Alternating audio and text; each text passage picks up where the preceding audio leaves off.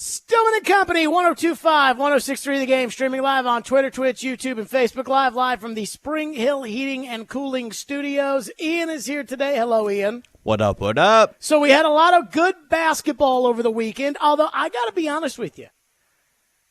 I can't even tell you how much basketball I watched now that I think about it. I went to the game Friday, and I watched Kentucky A&M, and then I stayed for like the first half of the Alabama game, but I didn't watch that to conclusion. On Saturday, I watched the MAC women's final because I'm friends with the head coach at Buffalo who ended up losing. But so that was more of a, hobby thing than it was a friendship thing than it was watching basketball. I did watch the end of Purdue and Wisconsin, which I turned off because I thought Purdue had won the game. And then Wisconsin ended up, tying the game at the buzzer and then won in overtime. I didn't watch any of the SEC on Saturday. I didn't watch any of the SEC game yesterday. And I watched the selection show yesterday. Did you watch a lot of basketball this weekend, Ian? Nope. I got to be honest with you. I found myself having trouble caring about the tournaments. I'm with you. Conference tournaments. I'm like, it doesn't really matter who wins. I don't really care. No, I'm with you. That's how I felt about it. Anywho, I'm sure a lot of people watched. And now we got the real tournament, which everybody's going to watch in front of us. But I want to start on this. Titan fans love to feel good about the Titans. I've noticed this. I'm sure this is every fan base that always wants to believe the best for their team unless there's some kind of old school mean fan base like the Philadelphia Eagles. But for the most part, Titan fans always want to feel good about their team, and they don't ever want to hear anything that could be a giant red flag that all of a sudden makes you stop and think, oh, could this be bad? And then it's like, oh, no, Jared's being the bad guy. And I asked Chad Withrow 2 weeks ago, I said, will we be happy after the first week of free agency with the Titans? And his response I thought was hilarious when he said, will you be happy? No. Jared Stillman will not be happy. Will the fans be happy? Yes, because the fans always find a way to convince themselves that whatever it is the Titans are doing is the right thing, it's the smart thing, it's the best thing.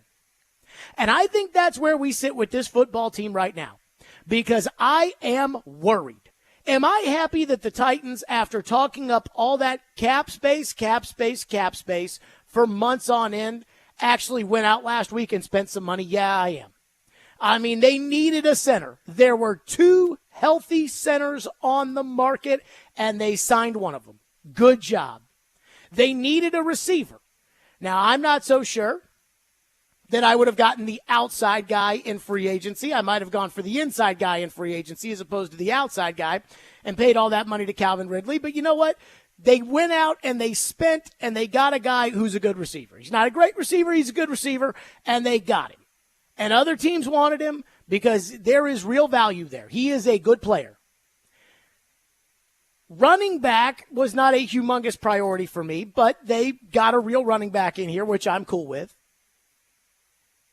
And while Pro Football Focus says Kenneth Murray stinks, I mean, at least they signed somebody to play inside linebacker. So all that's great. And, of course, Awuzie was, a good signing. All that's great. The Titans still have holes at left tackle, right guard, right tackle, defensive end, defensive tackle, inside backer, corner, and safety. They are loaded with holes. And they are loaded at spots that, quite frankly, there's not a lot of names left to come in here and play for this football team. Jerome Baker, who came in for a visit, signed with Seattle, 1 year, $7 million. The Titans did not sign him. They don't have a starting inside backer that can wear the green dot. If the season started today, Jack Gibbons is starting at middle linebacker for the Titans again this season. You and I both know you do not want Jack Gibbons starting at inside linebacker for the Titans unless Jack Gibbons has to start at inside linebacker for the Titans. But there's nobody left. I mean, I looked at it today. Unless you want to bring Zach Cunningham back, there is nobody left in free agency that you can get to be a starting inside backer and wear the green dot. And I'm not an Aziz fan, and I would have never paid Aziz $11 million the way that the Houston Texans did. But you got to have somebody there, right? And then on the defensive line, outside of Jeffrey Simmons, it's T.K. McClendon and Quinton Bohanna. Those are not NFL players, folks. So the Titans have 8 holes right now. Left tackle, right guard, right tackle, defensive end, defensive tackle, inside backer, corner, and safety. That's 8. They have 8 holes and 2 picks in the top 100. So now take that to 6. Because, again, I think they're going to get their left tackle one way or another with the 7th overall pick, or they're going to move back off of 7 into 13, and they'll take a tackle. But they're going to get their left tackle with that first-round draft choice. But, again, let's just say, okay, the 38th pick and the first pick will both represent 2 filled holes. You still have 6 holes and more free agents to sign. And the good news is, in some instances, there are still free agents out there to sign, and the prices are starting to drop. The bad news is, at some of these positions, like inside linebacker, there is nobody left. And that puts you in a spot where, again, with only 2 picks in the top 100 of this draft, will you be sitting there at 38 with a player that you really, really love and forcing yourself to trade down in order to try to pick up an extra 3rd-round pick in this year's draft because you need an extra player that you can draft right away to stick in there, so now you just passed on a good player. The Titans have got to get these holes filled. And what I'm really worried about happening is that if the Titans don't fill these holes, if the Titans do what they did last year at wide receiver, which would have been truly a disaster had DeAndre Hopkins not come free and had nobody else in the NFL wanted DeAndre Hopkins except for you and the Patriots. And the Patriots, I don't know if you've seen them in free agency, they might be the cheapest team in the NFL, in all seriousness. But because you lucked into Hopkins last year the way you did, I worry that your second-year general manager, who made rookie mistake after rookie mistake last year, is holding hope that that's going to happen again at all these other positions. Because it's not. Okay? Like, there might be an inside backer that comes free, but there's no guarantee. And if you don't sign an inside backer, now you have to draft an inside backer. And if you don't draft an inside backer because you're sitting there at 38, and what does the GM say? Roll the dice, play the board, roll the dice, play the board. And at 38, the 22nd best player on your board is still available, and he's a corner. You're going to take that player, or at least you should, as opposed to your inside backer. So now Jack Gibbons, again, is starting at inside backer.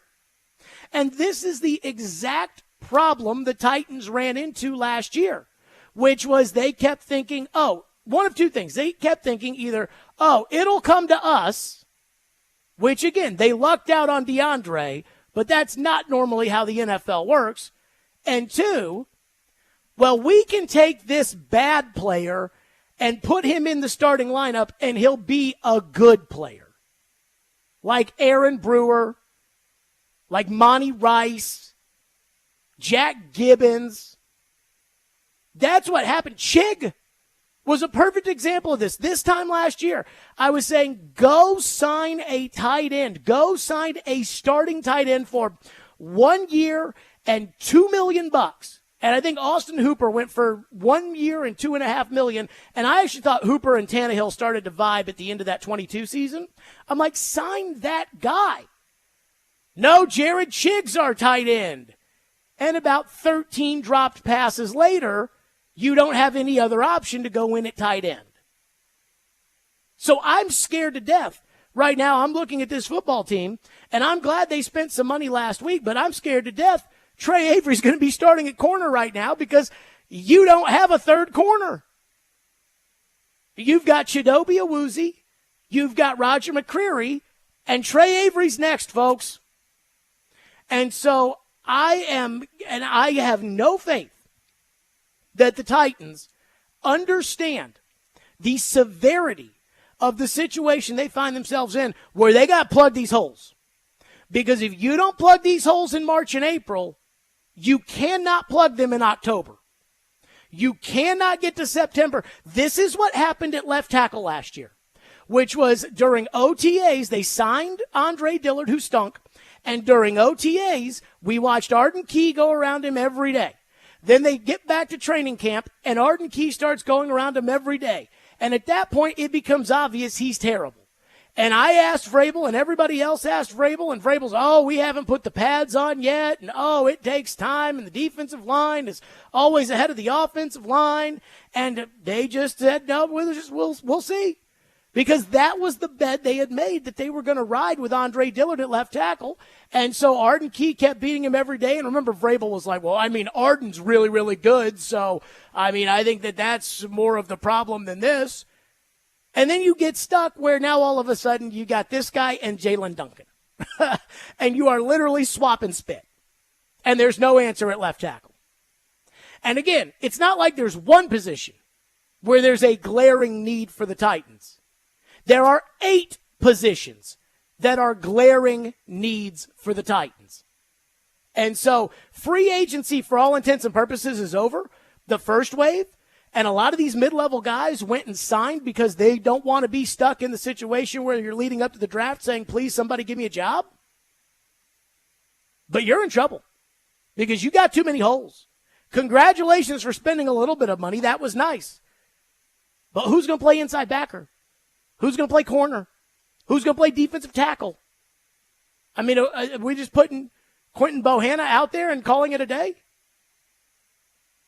So don't come crying to me in October when you've got this problem, because these are problems that need to be addressed now. 615-737-1025 is our phone number, 615-737-1025 if you want to weigh in. And there is one position that I am ready to hit the panic button on. And we'll get to that next. And, of course, your phone's at 615-737-1025. Let's talk about FanDuel Sportsbook. That's right. FanDuel Sportsbook is my official sportsbook app. From upsets to buzzer beaters, nothing compares to college basketball in March. And let's not kid ourselves. I saw the bracket come down yesterday. I don't even know half these teams. I don't even know who half these coaches are. I saw that, Kentucky will be playing Texas Tech probably in the second round. I'm like, I don't even know who Texas Tech's coach is anymore. But by this time next week, we'll all be experts. So get excited for that. But sometimes you're on the wrong end of those buzzer beaters and everything else. That's why FanDuel is giving everybody a no-sweat bet from now until March 20th. It doesn't matter if you're new to FanDuel or already have an account. You'll get bonus bets back if your bet doesn't win. You can even use your no-sweat bet on a college basketball parlay. So download the FanDuel Sportsbook app if you don't already have it by going to FanDuel.com/JGM and make every moment more with FanDuel, America's #1 sportsbook. 21 and over in present Tennessee. Refund issue is non-withdrawable bonus bets, which expire 7 days after receipt. Max refund $5 unless otherwise specified. Restrictions apply. See terms at sportsbook.fanduel.com. Gambling problem? Call the Tennessee Red Line at 1-800-889-9789.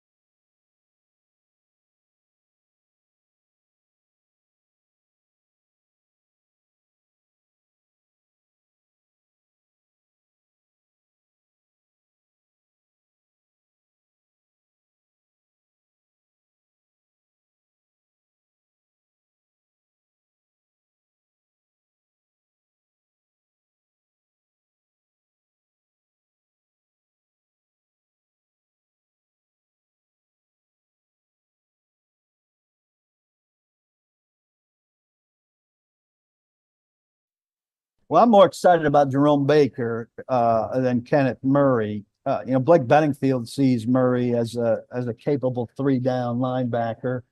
I think his coverage is.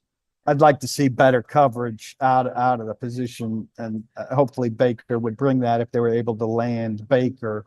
It's scary that right now Otis Reese is the second best guy at the position, and I think Otis Reese is pretty raw and pretty small, and more like a specialty package guy. To me, it's not a position where they have any sort of depth. Jojo Doman is not, making you feel comfortable that, well, they've got some guys behind these guys. So I hope they're able to land Baker. That was PK last week. They did not. Jerome Baker went to the Titans, visited the Titans, left the Titans, went to Seattle. And the old man used to always tell us, if somebody comes on a visit, you better sign them while they're on the visit, because if they go somewhere else, you've lost them. So you had Jerome Baker in your building. You didn't sign him. He gets on a plane, goes to Seattle, and signs 1 year, $7 million. Now, I'm not going to hammer the Titans for not signing Jerome Baker, because part of the visit probably included a medical evaluation, and I don't know what the medical said or didn't say. If you tell me that the Titans did the medical on Jerome Baker and it came back squeaky clean and they let him go to Seattle for 1 year, $7 million, because $7 million was too rich for their blood, then I'm going to go crazy. But I can't imagine that's what happened. So my guess is Seattle's willing to take an injury risk that you're not. And this is, by the way, an example of me giving the Titans the benefit of the doubt. Because, again, I love Jerome Baker. I think Jerome Baker is a very good player. I think Jerome Baker is a lot like David Long Jr. And he's a green dot guy, and for $7 million on your defense, he's worth it. But again, if the medicals came back and said, no, stay away, then I'm not going to crush the Titans for that. But who's going to be the green dot inside backer for this team? Who's going to play inside linebacker and call the defense? And they need it badly unless you're okay with sticking Jack Gibbons back out there. And I'm not okay with that. Otis Reese last year got in at the end of the season. And I'm going to tell you, I watched him play that Jacksonville game at the very end of the year, and I liked what I saw. And you know what I thought when I watched him play? I thought he could be a good backup. Like, he could be a solid core special teamer who's a backup inside backer who can be on your football team.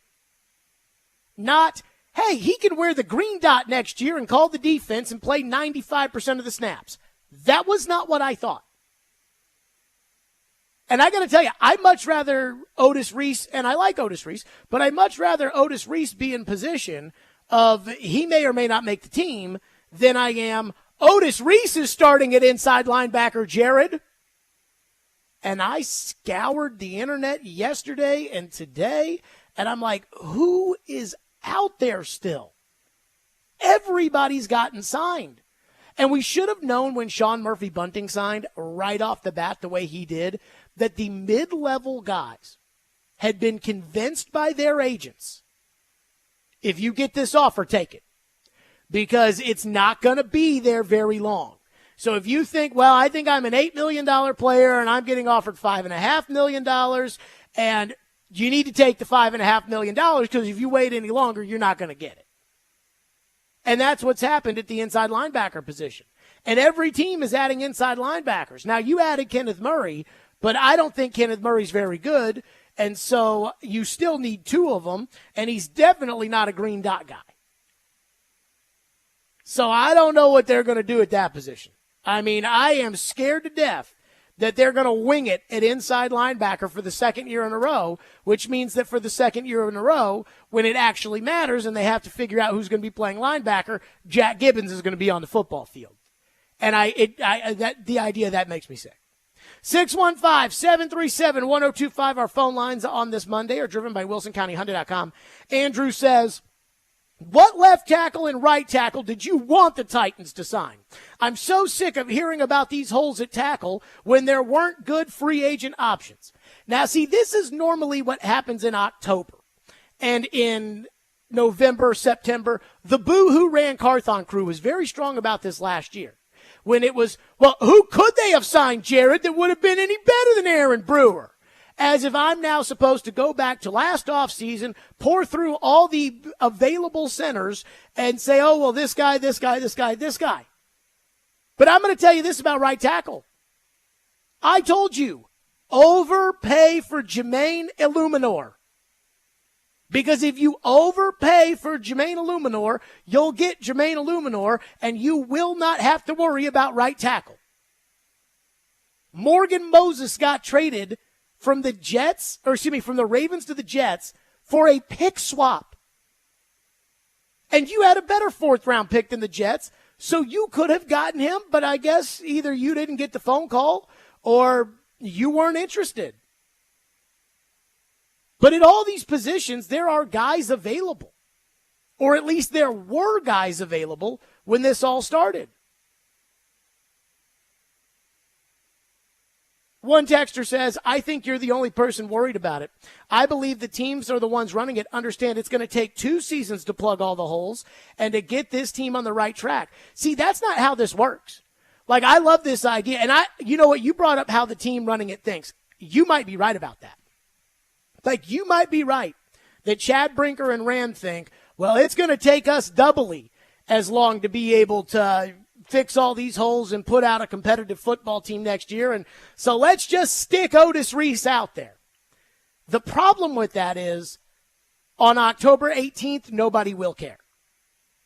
Like, you guys right now that are saying, hey, we knew it was going to take more than one off season, you're not going to feel that way when you're 2-7. That is not going to be acceptable. And what's going to happen with Rand Carthon and Chad Brinker and all these guys that apparently have all the answers right now, what's going to happen to those guys if they don't win, and if you don't have a green dot starting inside backer, you won't win. If you don't do that, what's going to happen is every mistake they made last offseason, and we know it was a horrible offseason, Dillard, Brewer. When your best free agent signing during the free agent period is Arden Key or Daniel Brunskill, that tells you something. So all of that will be tacked on to whatever doesn't happen this year. And I know this organization. They'll fire them.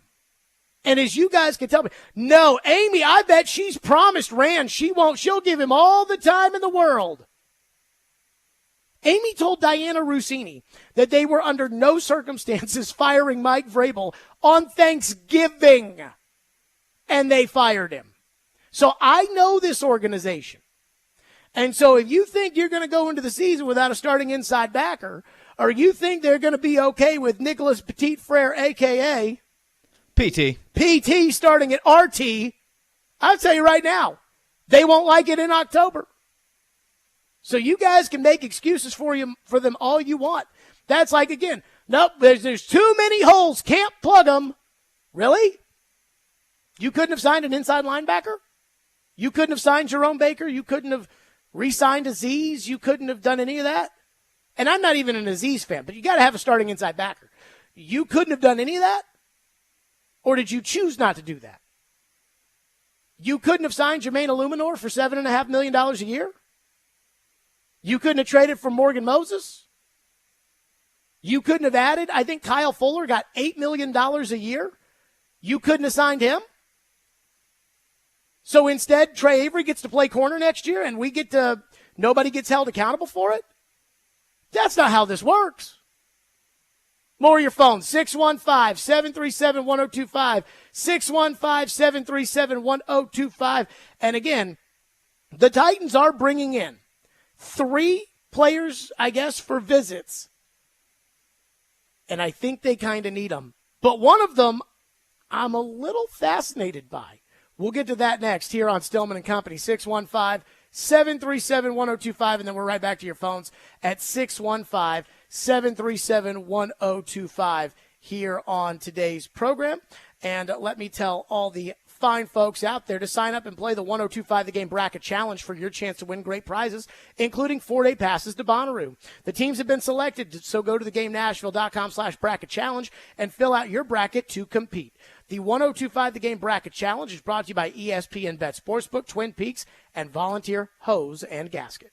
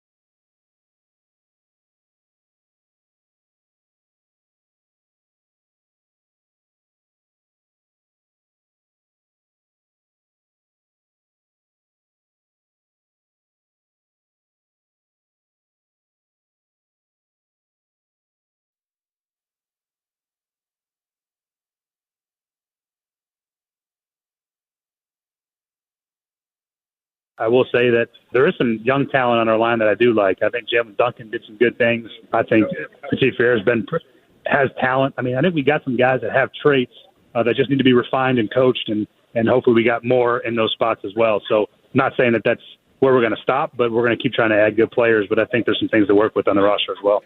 No, Brian Callahan, no.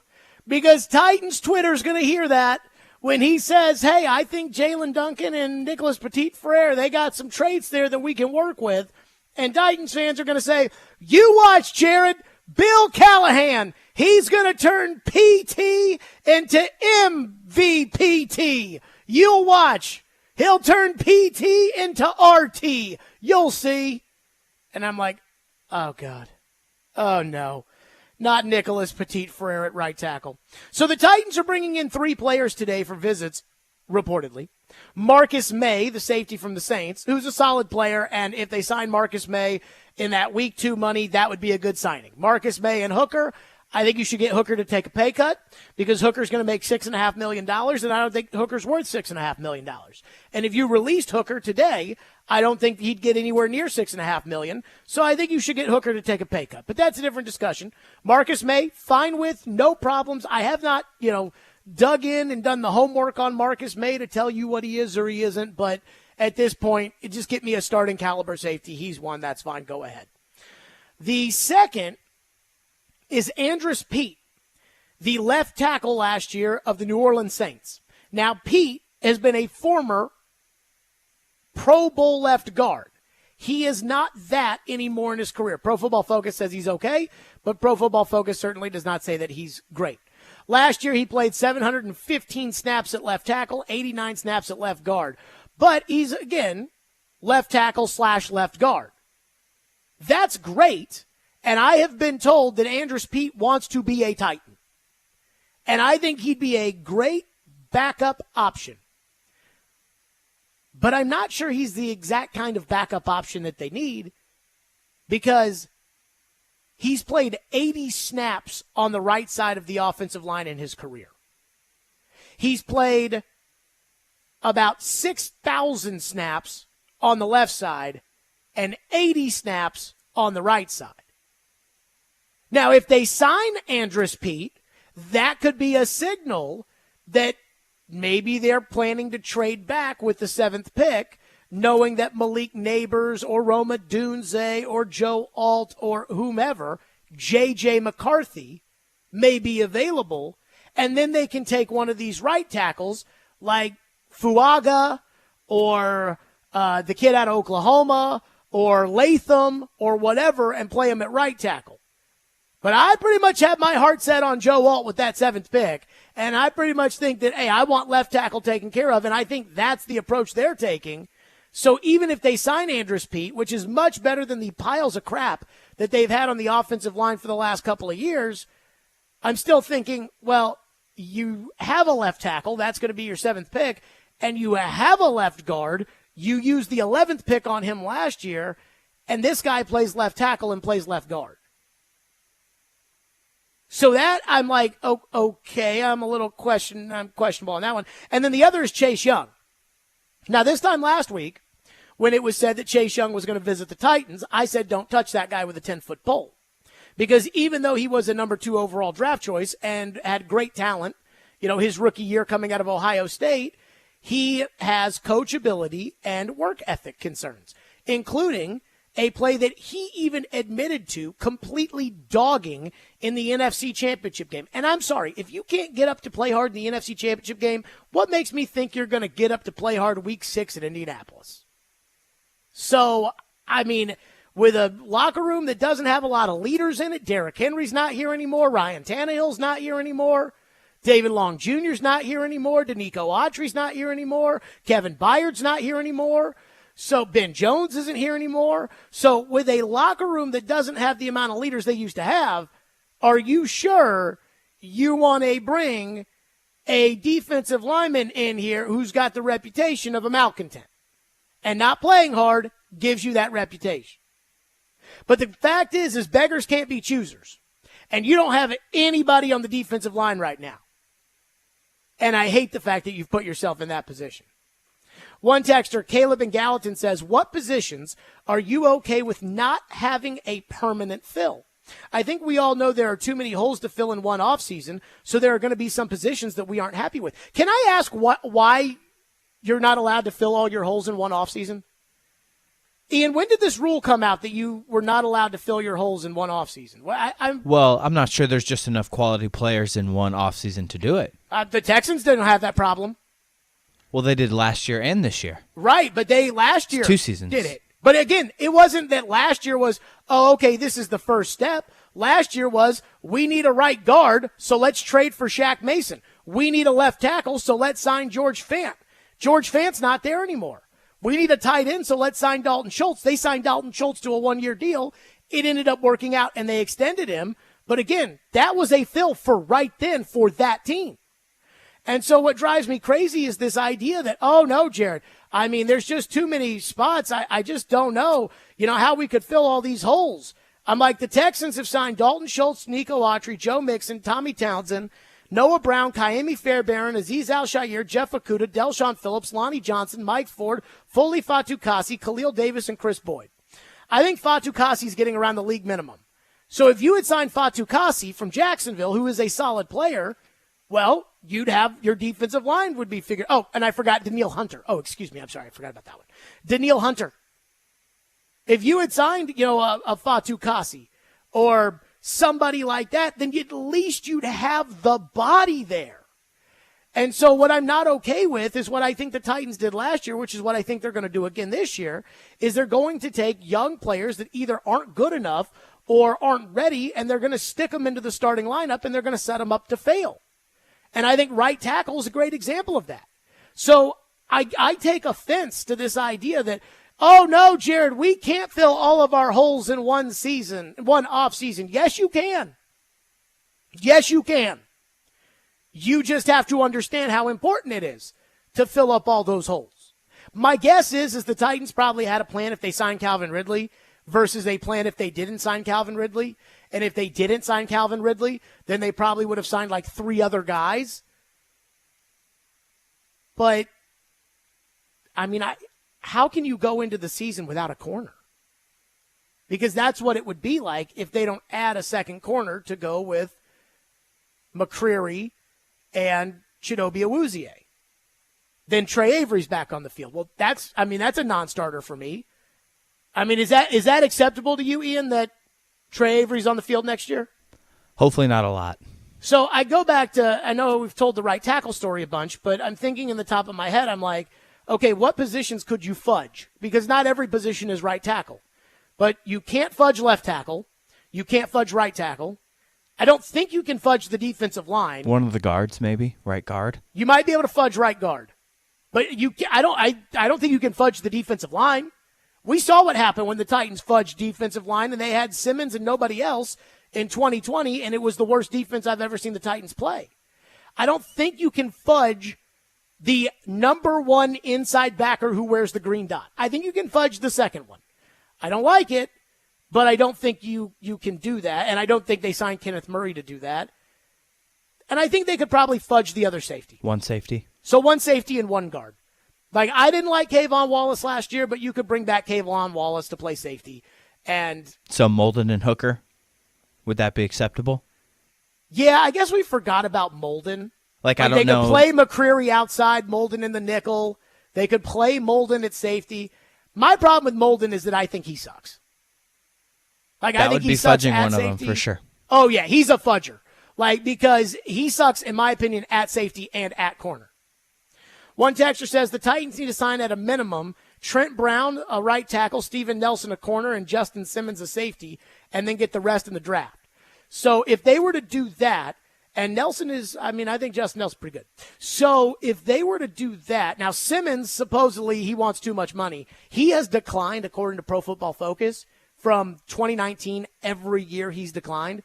Kevin Byard's numbers, much better than Simmons.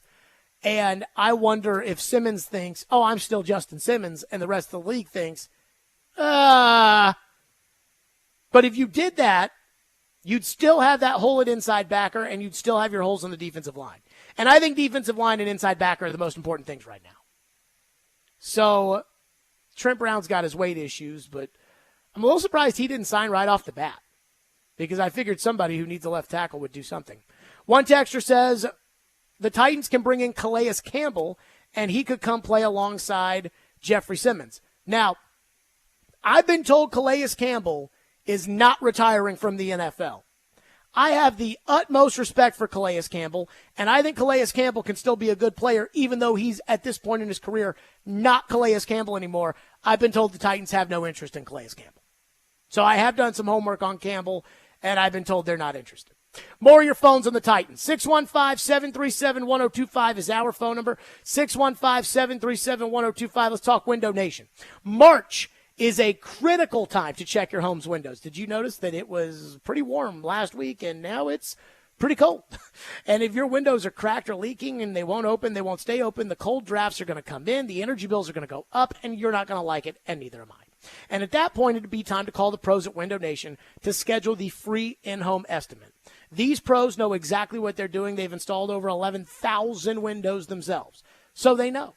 And right now, it's affordable to fix those windows and add that value to your home and work on your energy costs, because for every 2 windows you'll buy, you'll get 2 windows for free. Plus 0 down, 0 interest, and no payments for 24 months. With proven quality and service, it's no wonder why thousands have trusted Window Nation. So don't miss out. Call 866-90NATION or visit windownation.com. Again, that's 0 down, 0 interest, and no payments for 24 months on top of 2 windows for free for every 2 windows you buy. That's 866-90NATION, windownation.com.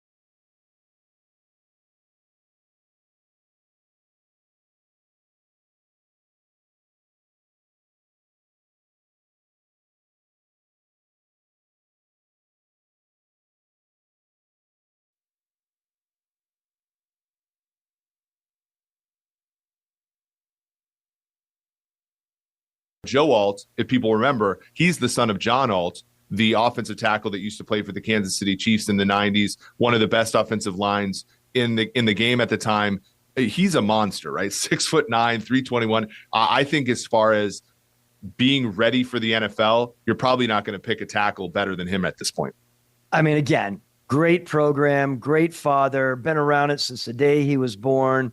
Obviously a very good athlete for 6'9". There are certain scouts out there that don't want to say for a 6'9" guy. The reality is he's 6'9", moving the way that he does, light enough on his feet. He can move. Of course, he ran a good time. It's not all about that, though. As you mentioned, Jeff Schwartz mentioned, 7.31 3-cone.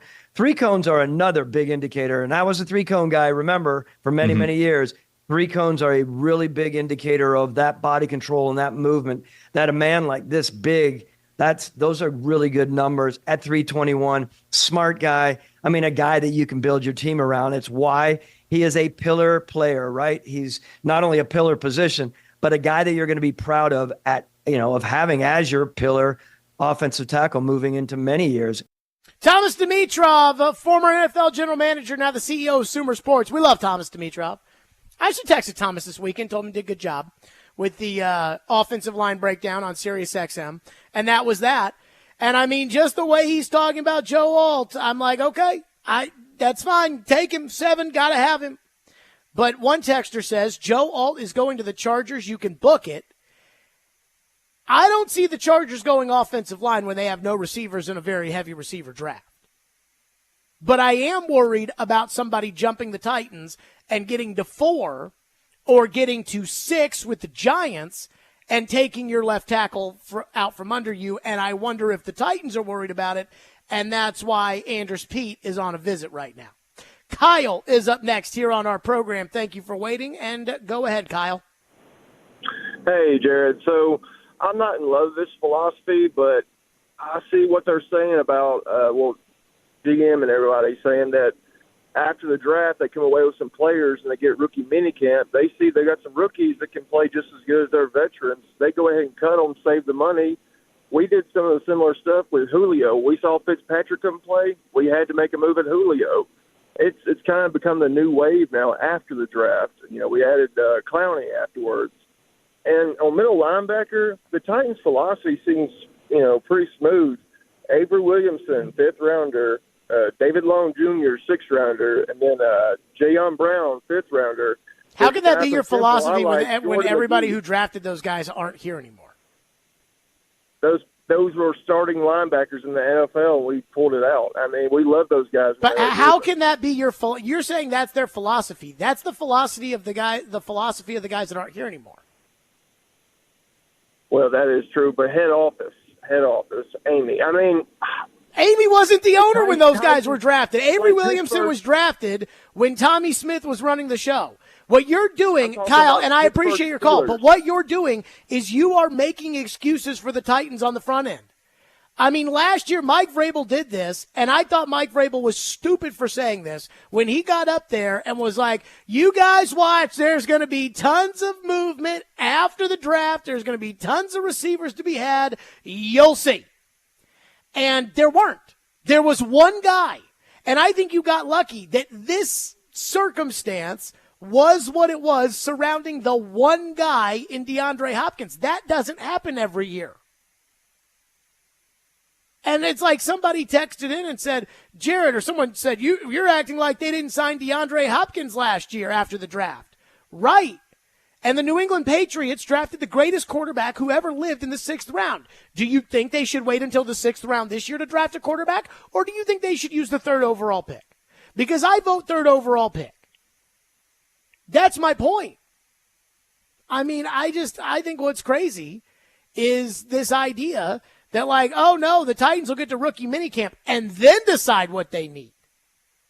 By that point, it's too late. I keep telling you guys, when you guys get mad at Andre Dillard and Jalen Duncan, I'm like, those are March problems. When Chig can't catch the ball and you don't have a second tight end to put in there, that is a March problem. And you don't want to hear it in September and October. Well, guess what? You're in March right now. You can fix the March problems before they happen. But what I think the Titans' philosophy on inside backer is, we pay X amount of dollars, and if we don't see a guy we like, we'll stick Jack Gibbons back out there. And to me, that is not acceptable. And yet it's probably going to be what happens. Kyle says, screw the defense. Just protect Will Levis and give them weapons. They can fix the defense next year. So one thing that I think a lot of people have a hard time understanding is just how important defense is to a young quarterback. So wins are a quarterback stat. Regardless of whether or not the analytic nerds think that, it is reality. Now, wins aren't the only quarterback stat. If they were, Tim Tebow would be somebody starting quarterback right now, and he's not.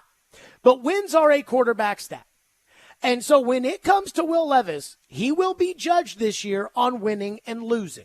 It's not everything, but it is something.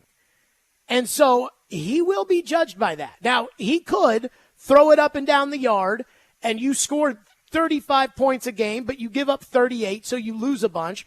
And then we say, okay, they got to fix the defense. They've got a good quarterback. But that's not really likely.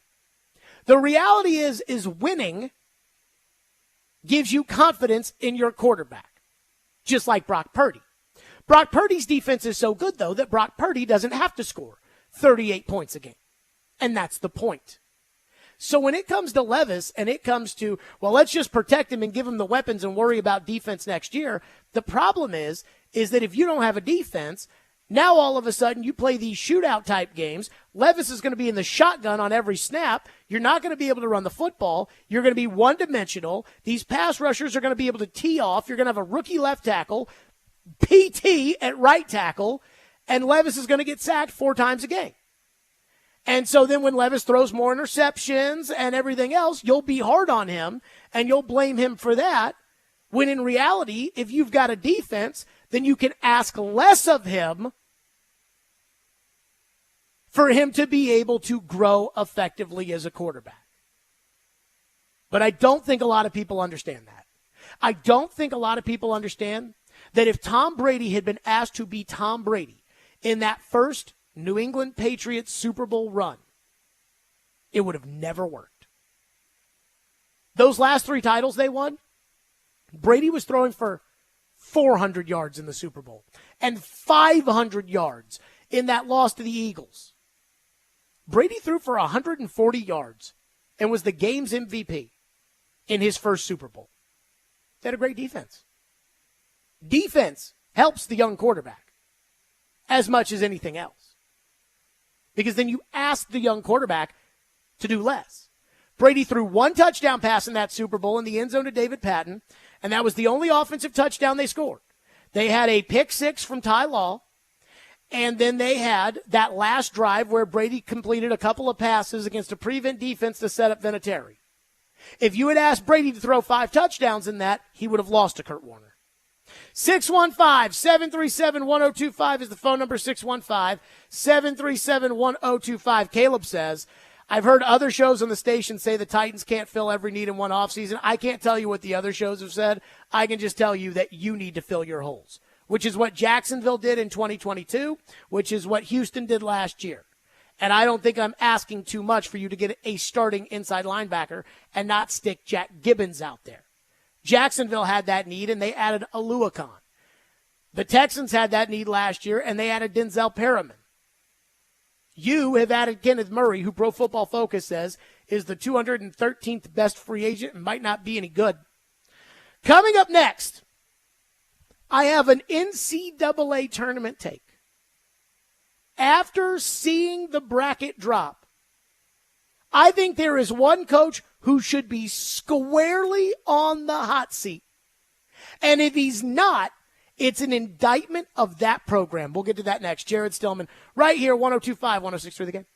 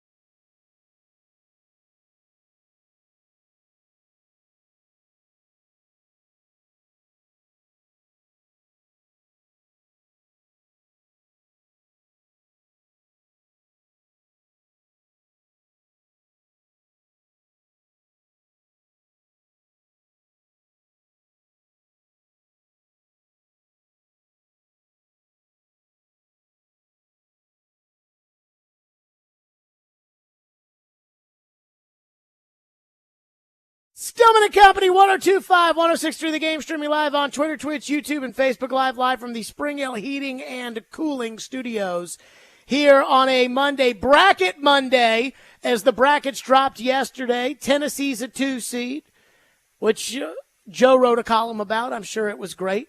So I'm going to tell you right now, I watched the selection show last night, and when I saw them going through the teams, I used to be a basketball Benny. I used to be on the radio in Louisville where it was college basketball 24/7.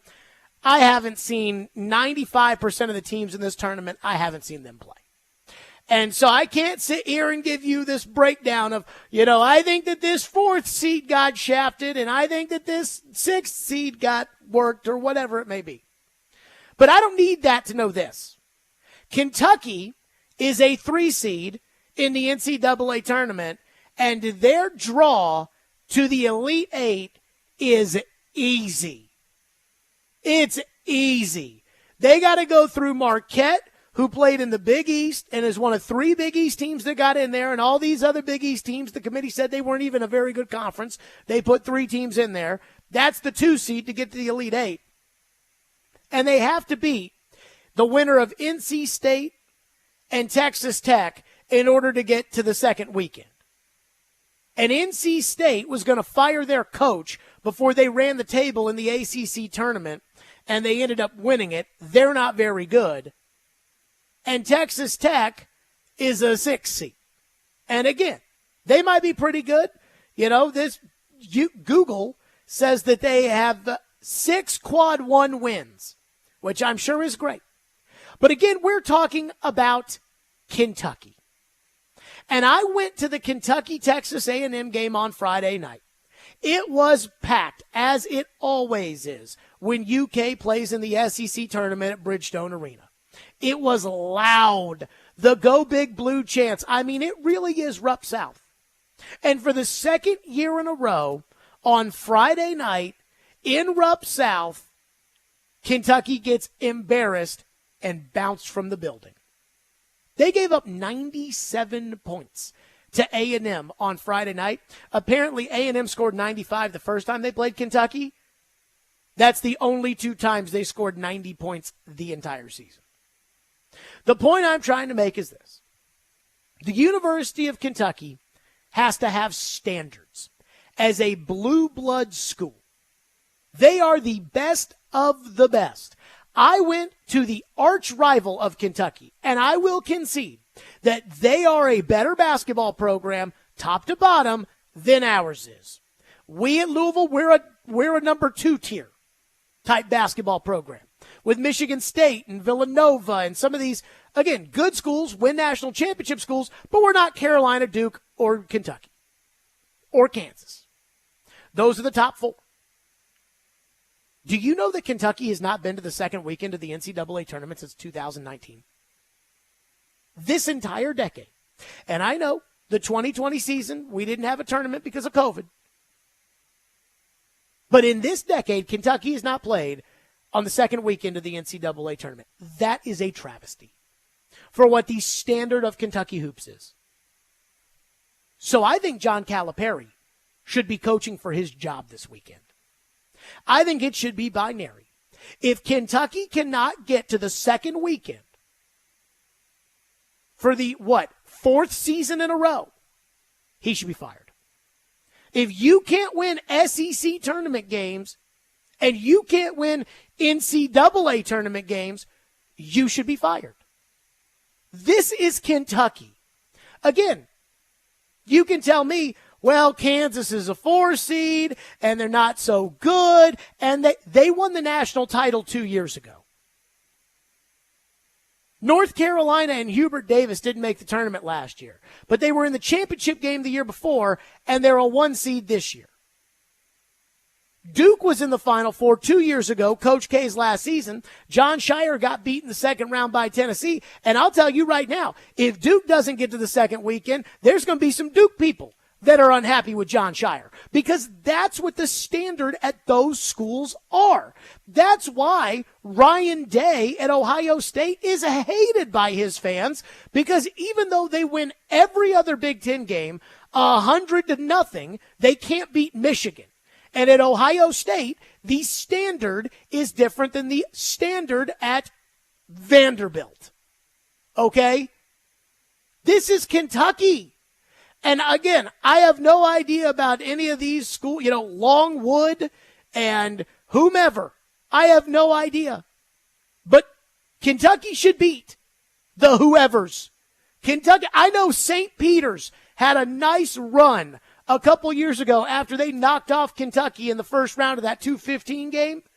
But they ended up playing Carolina in the Elite Eight and they lost. Why? Because Carolina doesn't lose to those schools, or at least they shouldn't. So I know Kentucky gave John Calipari the stupidest contract 5 years ago. It was dubbed the lifetime contract. And again, I have always told you, those kind of contracts are stupid. They had no need to give Cal that kind of contract because UCLA, even if they had made an offer to Cal, their offer ended up being for less money than Kentucky was already paying him. So they gave Cal this unbelievably stupid contract, and Cal has repaid them by not making it to the second weekend of the NCAA tournament since. It would cost them $30 million to fire John Calipari. And I think they should do it if they don't win. And I'll tell you why. Because, again, I heard Matt Jones of Kentucky Sports Radio say this when they lost to Kansas State last year. And he said, some caller called in and was like, well, all these other programs would be very, very happy to be able to do what we're doing. And Matt Jones said, that's great, but that's not what Kentucky's about. The second we start accepting what other programs would be, we're not that anymore. And he's right. So the second that you say to yourself, yeah, Cal's not meeting the standards that we have in order to be successful, but we'd owe him too much money, so we're not going to fire him, that's the second that you're not the best of the best anymore. Because I promise you that it's not going to be money that keeps Ohio State from firing Ryan Day. It's not going to be money. If Sharon Moore doesn't work out at Michigan, it's not going to be money that keeps them from firing that guy. LSU considers itself a top job in all of these sports, especially football. It's not going to be money that keeps them from firing these coaches. They'll do it. They don't care. So you can't give me the money excuse. And you can't give me the who could do better. I don't know. Any coach who can get to the second weekend of the NCAA tournament with every added advantage that Kentucky has. So I don't think they'll do this. Because I think they're too scared of what life without Cal would be like. But if they don't get to the second weekend, given the draw they've got, they need to fire Calipari. Because, again, the standards of Kentucky basketball should be significantly higher than, well, we had a good game at the end of the year against Tennessee. I don't even know how many SEC tournaments Kentucky has won. I can promise you this. I've seen the ticket prices on the secondary market when they play here at Bridgestone. I have seen that building the last 2 years and what it's looked like for that Friday night Kentucky game. And I can promise you, those fans are taking that game seriously. And whatever happens in November, December, January, February, nobody cares. In this sport. All they care about is what happens this month. So I believe this weekend John Calipari should be coaching for his job. And he needs to win both games. And I don't give a rat's ass if he plays Texas Tech, a 6 seed, or NC State, an 11 seed, that shouldn't have made the tournament and only did because they ran the table in a weak ACC. Sorry. If you're still Kentucky basketball, if you're still the standard, you'll hold Cal accountable to those standards. 615-737-1025, 615-737-1025. If you got a thought on college basketball, get it in. By the way, I couldn't believe Kentucky couldn't play defense Friday night. And one coach who I had a run-in with last year over Calipari, he's all in on defending Cal. You guys tell me, if you buy this bull crap. We'll do that next. Stillman and Company, 102.5, 106.3 The Game.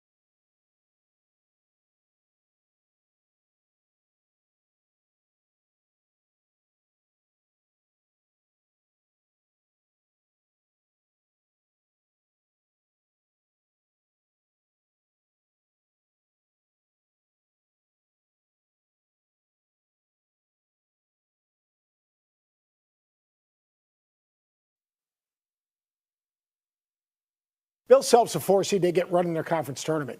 No one says anything. Tony Bennett doesn't call timeout at the end of the NC State game. No one says anything. Rick Barnes gets run in their conference tournament. Kelvin Sampson gets run in their tournament. So no one says anything. John Calipari gets beat, and the world is coming to an end.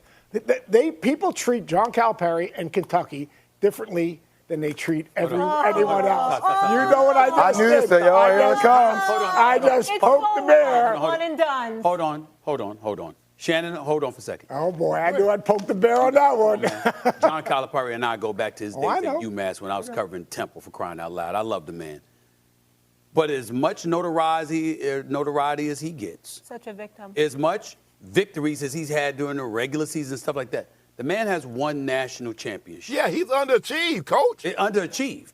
He's a victim. He has. Definitely. You I got totally number one know. Carl Anthony Go ahead, Towns. Shannon. You Go got ahead, number Shannon. one Anthony Davis. You got number one John Wall. Well, you he won got the title with Boogie Anthony Cousins. Davis. You got He that. won the title You with got Anthony one Davis. title? Get him, He won the title with Anthony Davis. Coach Greenberg, are you saying John Calipari, with the level of talent and the number one overall draft picks and the top 15 players that he's had come through in the last 10 years, has not underachieved?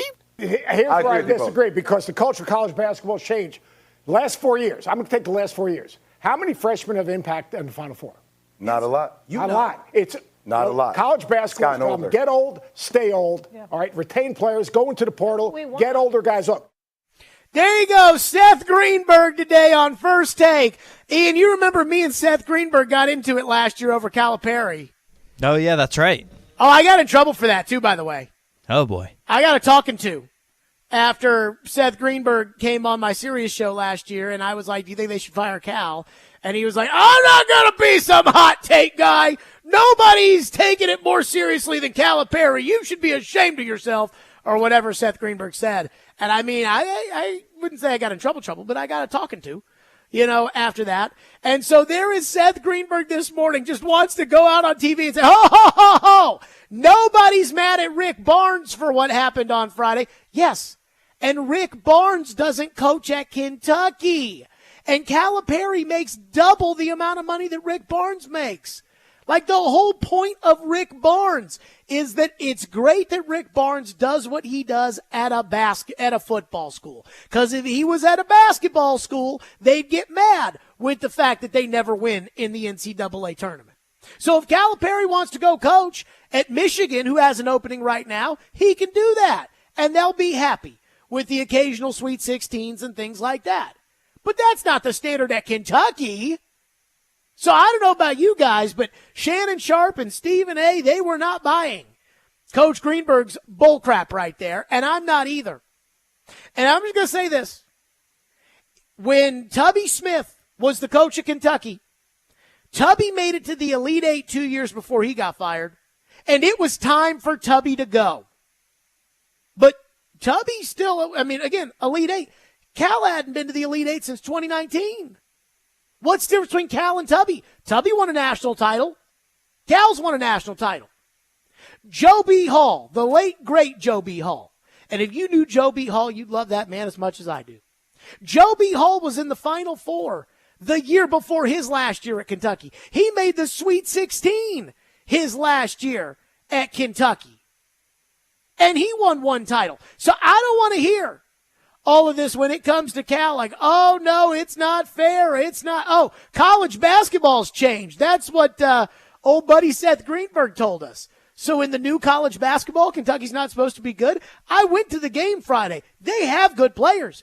That Reed Shepherd is the truth. But again, the knock on Calipari has never been that he can't get players. The knock on Calipari is he can't win with players. And I don't see why that should be acceptable. Phone lines are driven by WilsonCountyHyundai.com at 615-737-1025. Phil in Franklin says, Jared, just stop talking now. Cal should not be on the hot seat until he can't recruit. Winning is important, and there have been some disappointing years, but he's still the best for the job unless you can go get Hurley from Connecticut. First of all, I'm sorry, I've been to Rupp Arena many times in my life. I have never once seen a banner for a recruiting championship. Those are the banners that Butch Jones wins. Recruiting championship banners. Cal's always been able to recruit. Kentucky's always been able to recruit. This idea of he's the best guy for the job, I can tell you right now, you mean to tell me that Dusty May, who took FAU to the Final Four last year, again, Cal hasn't been past the first weekend since 2019. You mean to tell me that if you gave Dusty May this roster at Kentucky, that you don't think Dusty May could get to the second weekend? Because I just gave you a guy. That's the thing people love. Who's better, Jared? Dusty May's better. He brought up Hurley at Connecticut. I mean, money should not be a factor, right? This is the SEC. It just means more. And it just means more to the SEC in football for every single one of those schools except for Kentucky. At Kentucky, basketball means more.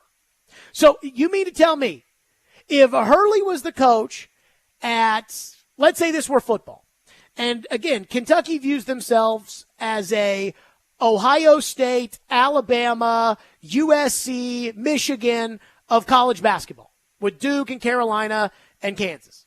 So let's say that Danny Hurley at Connecticut was the football coach at Oregon. That sounds about right? Comparable? Connecticut's basketball program to Oregon's football program? Pretty close. We'll take it. I mean, that school should be able to get that guy.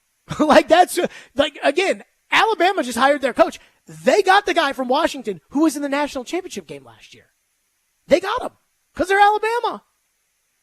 And so if you're Kentucky, you should be able to get Danny Hurley.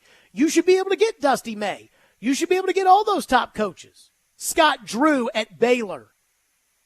You should be able to pay every single one of those guys more money than wherever it is paying them, and you should be able to pay Callis $30 million. The idea of he's saying, we're not winning, but he's recruiting. That you recruit so you can win. This is not about winning a recruiting title. One texter says Kentucky's athletic director does not have the stones to put pressure on Cal. So Mitch Barnhart and Cal hate each other. It is like the worst kept secret in all of college sports, even though Mitch Barnhart hired Calipari. They hate each other. They don't speak to each other reportedly. And remember, there was that whole brouhaha when Cal was mad that he wasn't getting a practice facility built. And he was like, we're a basketball school. And then Stoops got all mad about it.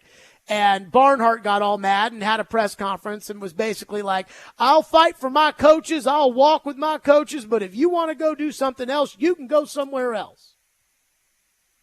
Let me say this. I know Mitch Barnhart. I have the utmost respect for Mitch Barnhart. I really do. I do think there's something to what the texter said. That Barnhart doesn't have the stones to fire Calipari. I think there may be some truth to that. And again, this is as somebody in me. This is as somebody in me who truly thinks the world of Barnhart as an athletic director.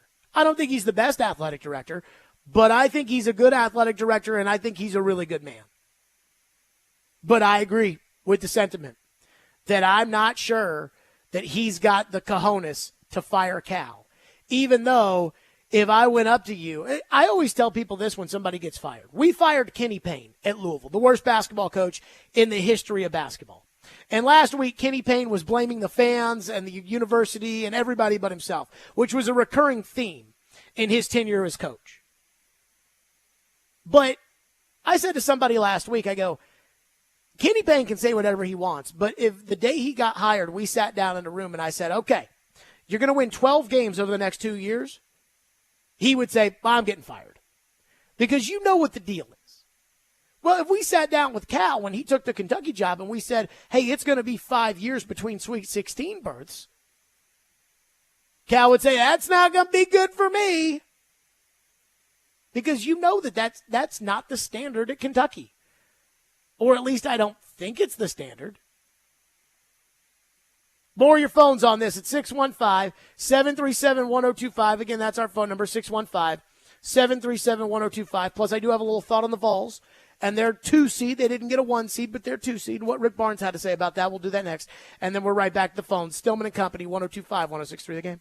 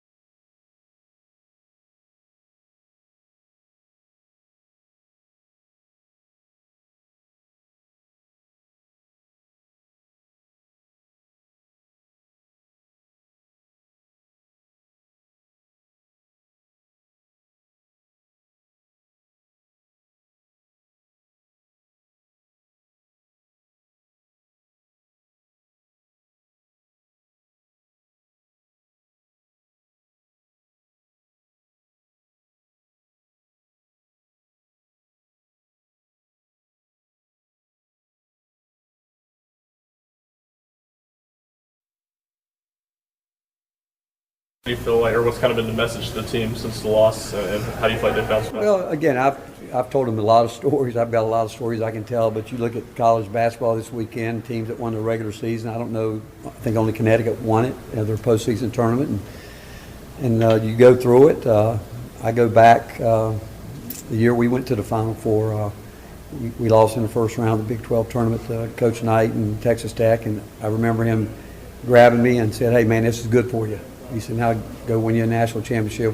We got there. We didn't win it, but again, I could keep going stories after stories, but it's college basketball, and we are where we are right now. I think we know who we are, what we need to do, and it's a whole new season. And it's the postseason, but it's a new season for 68 teams that all of them are playing for a chance to win a national championship and play on Monday. There you go. Excuse me. There you go. That was Rick Barnes. And he's sitting there talking about, hey, when we went to the Final Four in 2003, Coach Knight came up to me and he said, y'all needed that. And who said that they needed that butt kicking that they got on Friday at the hands of Mississippi State? I did. I think Tennessee's got a nice draw. I don't think Texas, who they'd play in the second round, is very good. The only reason I don't think that is because Louisville almost beat them, and Louisville's terrible. And so Rodney Terry was a nice story last year as the head coach of Texas. I'm not sure that he's going to win to the Texas standard and that he'll be there very long. And he is a former Rick Barnes assistant. But I cannot promise you, Tennessee fans, that losing against Mississippi State is going to be the magic elixir that allows Tennessee to get into the second weekend and really Tennessee needs to get to the Elite Eight, and they need to play Purdue. And Purdue is good. Now, I watched Purdue lose on Saturday to Wisconsin. They're certainly not unbeatable, and Matt Painter, just like Rick Barnes, has kind of the same history in the month of March. But I do think that loss was a good thing.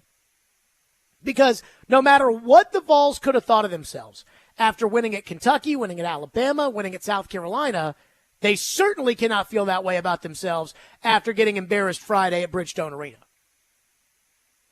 And so I have to agree with what Coach Knight said in 2003. That might have been good for you. And I will say it to Rick Barnes. I think that might have been good for you. By the way, a friend of mine, she wanted to take her husband, who's an Auburn fan, she wanted to take him to the championship game on Sunday, and she texted me on Saturday, and she said, are these ticket prices real? And showed me the secondary market for the SEC championship game tickets, and they were like $17, $30 in the lower bowl. She's like, are these real? I was like, yeah, Tennessee and Kentucky got beat, and their fans buy up all the tickets, and so when they lost, their fans are heading out of town. And rough weekend for the days ends around town, with Tennessee and Kentucky losing on the first night of the SEC tournament. Matt in Camden says, if Kentucky did fire Calipari, where would he go? I think it would be hilarious, Matt says, if Louisville hired him. Look, man, I wouldn't rule it out. I don't think we'd do it. I think we're pretty happy with the candidates that we'll be interviewing and who we are kind of circling. But I do think that if Cal was on the market, we'd have to discuss it. But again, Cal's not living up to the standard at Kentucky.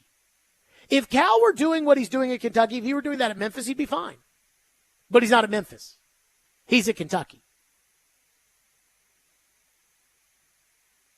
Richard from Murfreesboro says Calipari is only good for one thing, and that was picking a fight with John Chaney back in the day. He can't recruit, and he can't coach. Cal absolutely can recruit. They always have great players. That's the weird thing. Yeah, this idea that, Calipari can't. See, this is the thing that bothers me about people, going to the text line and, let me fire this text off. Ha, ha, ha, ha. Right? Like, I said Cal can't recruit. Ha, ha.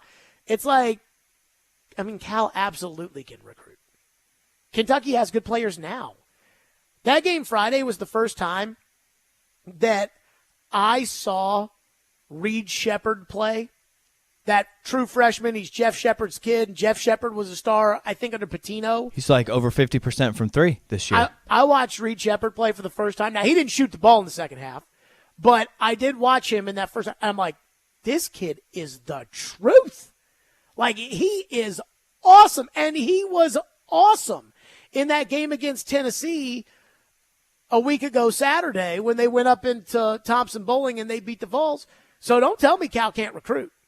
Now, I'll agree. I don't think Cal's a very good game coach. And I think that we've seen that time after time. Josh says, hey, Jared, you could easily take an old coach like Rick Byrd with this Kentucky squad and make the Final Four easily, Josh says. Look, I'm a Rick Byrd fan. I'm a Casey Alexander fan. I was talking with somebody this week at the SEC tournament, and we were talking about potential coaches for Vanderbilt, and I have no idea what direction Vanderbilt's going to go. You know, Chris Mack is apparently a hot name that everybody's talking about. I firsthand experienced the Chris Mack experience. I will say this, Chris Mack is not made for a big basketball school. Like, that job at Louisville was too big for him. Now, everybody I've talked to at Louisville says that Chris Mack would be a good fit at Vanderbilt.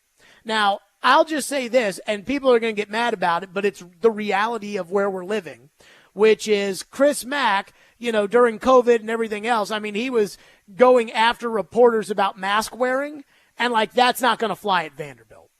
So I'd keep that in mind. I think Vanderbilt should hire Josh Schertz, the head coach at Indiana State. I think there was a really good chance that had Indiana State made the NCAA tournament and they lost their conference championship by a couple of points, that if they had done that, I think there's a chance that he'd be the Louisville coach. But I don't know if Louisville can hire a coach who's never made it to the NCAA tournament. I think Vanderbilt can hire Josh Schertz. And everything I've heard about Josh Schertz is that this guy is a slam dunk coach. Just getting off topic a little bit. One texter says, I will riot if Vanderbilt hires Chris Mack as a Vandy fan. I mean, again, there are people who have told me at Louisville that they think Chris Mack would be a good fit for Vandy. I can't tell you if he would or he wouldn't. I was very turned off by Mack as a fan. As a Louisville fan, I thought Chris Mack, and this is I've never talked to Chris Mack, so this is just outside looking in.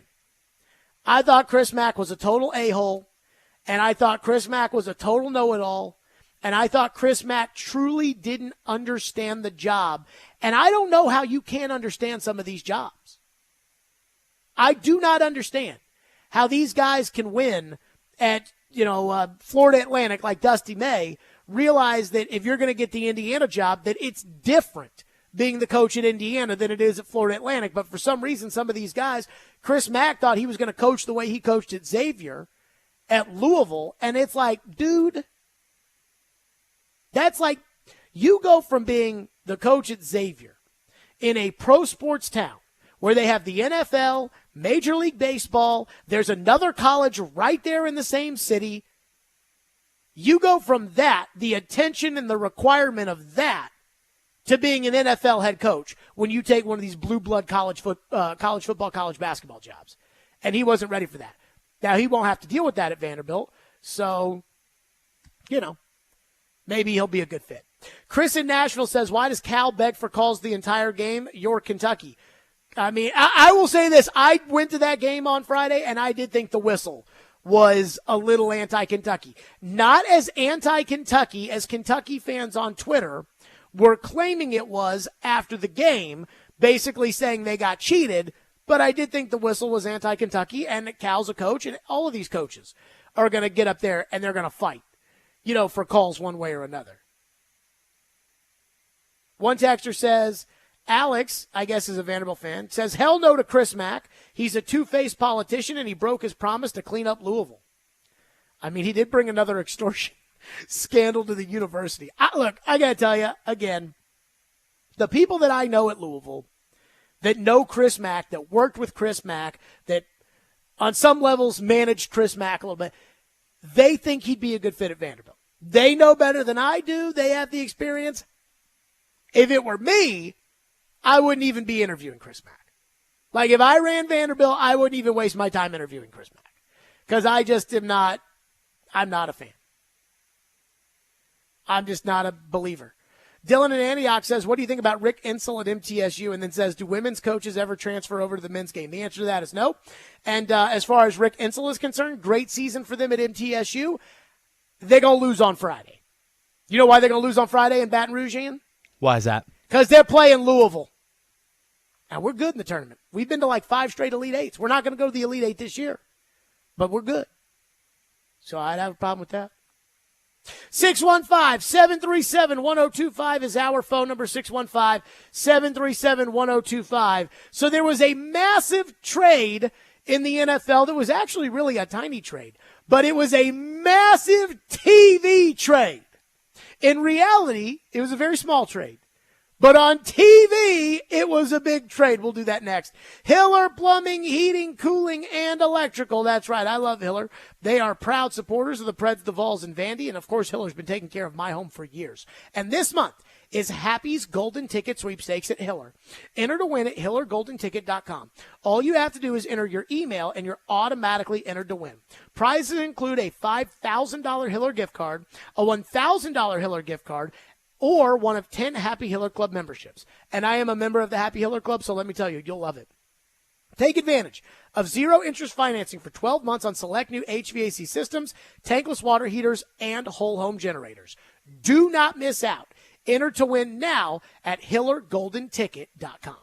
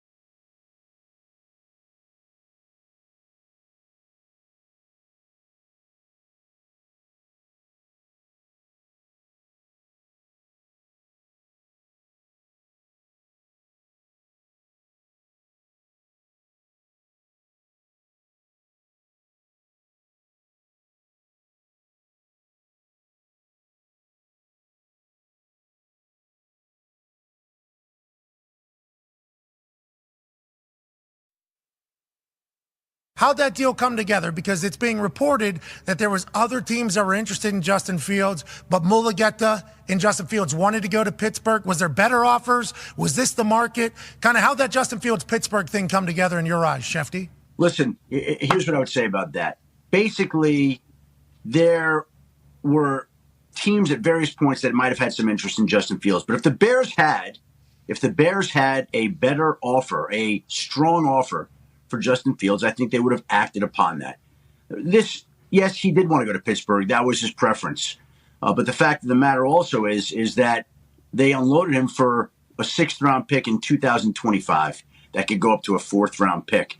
And he wanted to go there, and they accommodated him in the end.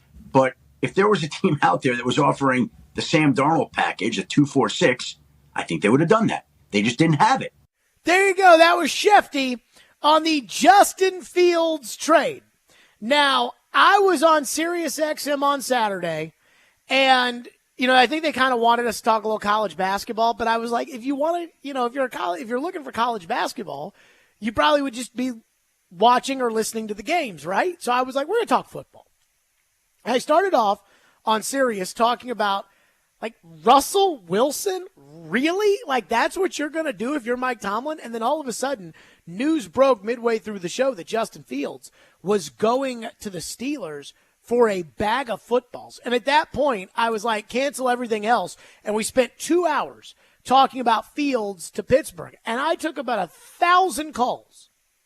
And over those 1,000 calls from all angles of the country, it felt like nobody truly understood reality, which is while Justin Fields has a big TV name, and this is a big TV trade, while all that's going on, he is nothing more than a marginal NFL player at this point.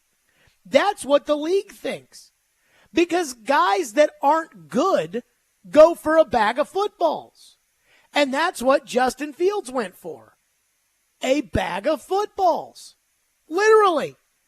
A 6th-round pick in next year's draft, not even this year's draft. Chicago gave him away. And then what was crazy was it all came out as soon as they made the trade that, oh, no. Russell Wilson is the starting quarterback. Guys, the Steelers acquired Justin Fields to be their backup. People would call in and say, oh, this is a big developmental move. Tomlin knows what he's doing. He's going to sit Fields on the bench behind Russell Wilson, and they're going to have a reset, and he's going to develop Fields, and this is going to be the worst decision Chicago ever made.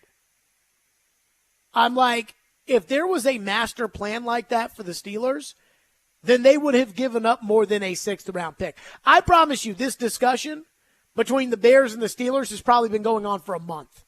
The Steelers probably started off asking for a 3rd in this year's draft. And finally, they realized there was no market for Fields. Once Atlanta went with Cousins, once Minnesota made it obvious they were going to bridge with Sam Darnold, once New England made it obvious they're taking a quarterback, it's like, okay, where can we deal Justin Fields to? And Pittsburgh, because they had dealt Kenny Pickett, because reportedly Tomlin didn't like the way that Kenny Pickett reacted to him telling him that Russell Wilson was coming in. I guess that's what allowed him to make the move. But the NFL is telling you they don't think Justin Fields is any good. Just like they're telling you that the league doesn't think Mac Jones is very good when he went to Jacksonville for a 6th-round pick. And to the point about this grand plot of Mike Tomlin's to develop Justin Fields, to fix what the Chicago Bears ruined, and then unleash him, you do know they're going to decline that 5th-year option. So even if they do develop Justin Fields, he's going to be a free agent. So I don't see – the Steelers aren't thinking like that. The Steelers are thinking Russell Wilson is our starting quarterback, and Justin Fields is going to be our backup quarterback. And I'm like, I mean, talk about the difference between what TV thinks of somebody and what the entire league thinks of them. I mean, Carson Wentz, when he got traded from the Eagles to the Colts, Carson Wentz was wanted by one team, and wanted to go to one team.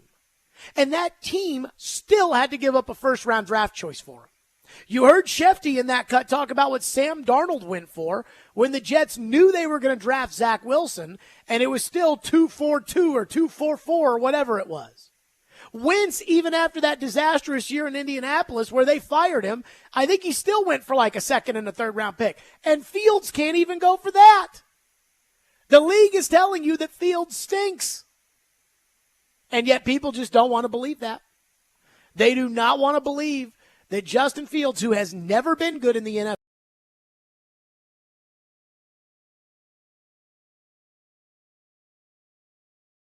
371-1025 is our phone number on that. And I do wonder, now that all the jobs and all the backup jobs are starting to kind of dry up, where's Tannehill going to go? I mean, if it were me and I was running the Steelers and I had the choice between Russell Wilson and Justin Fields or Tannehill and say Justin Fields, I would go with Tannehill. Now, the problem is that Russell Wilson's going to make $1.2 million, and Tannehill, who doesn't have somebody paying him $39 million this year, is not going to play for $1.2 million. So that factors into the equation a little bit. But I'd rather have Tannehill than the two bums they have. But, I mean, most of these jobs are locked up, including the backup jobs. So, I don't know where Tannehill's planning to go. Maybe he tries to pull a Joe Flacco where he just sits out until some team inevitably needs him. But I don't know where he's going. And I got to tell you this. As far as Tomlin's concerned, I know the Steelers are a different organization when it comes to hiring and firing coaches. But it felt like after last year, it felt like he was on thin ice. I don't know if I was on thin ice if I'd put my chips in the middle with Russell Wilson and Justin Fields. Two quarterbacks that aren't very good, but are great TV players, knowing that it's almost certain that when my first bad quarterback plays poorly, TV is going to instigate a quarterback controversy that will then force me to play the second bad quarterback, who will also stink. But Tomlin's found a way to win 8, 9, 10 games a year with bad quarterbacks, so I can't put it on him. 615-737-1025. That's our phone number, 615-737-1025. How about them Predators? Because, again, 2 games on the road trip, 2 victories for the Predators. They are red hot. They have a 90-something chance. I think if they win tomorrow against terrible San Jose, it's like a 97% chance of making the playoffs. What this whole Predators run has taught us, we'll get to that next. Stillman and Company, 102.5, 106.3 The Game. Speaking of the Predators, be sure to participate tomorrow, or at least know that tomorrow is your chance to participate in Preds Pick to Click. That's right, Preds Pick to Click, presented by TJ Anderson Homes at Benchmark Realty. If you correctly guess a Preds player that scores a goal in the game tomorrow night, you win a pair of tickets to an upcoming Preds home game. Participate with Robbie and Retro tomorrow morning at 8:45. Pick to Click is brought to you by TJ Anderson Homes at Benchmark Realty. List your home with TJ to get it seen, heard, and sold.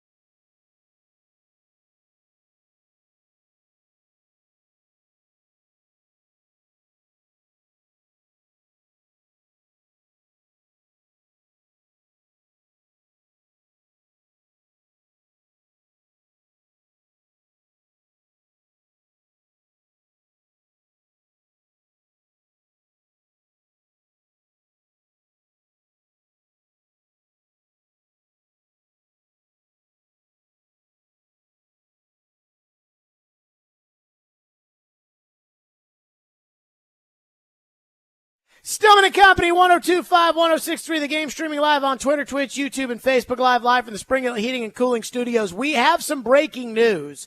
We will get to the Predators in just a second, but we have some breaking news. Chase Young, who Ian mentioned in his update was set to visit with the Titans, will not be visiting with the Titans. According to Adam Schefter, Chase Young gets 1 year, $13 million fully guaranteed with the New Orleans Saints. Wait a minute. Ian, how are the Saints signing Chase Young? What do you mean?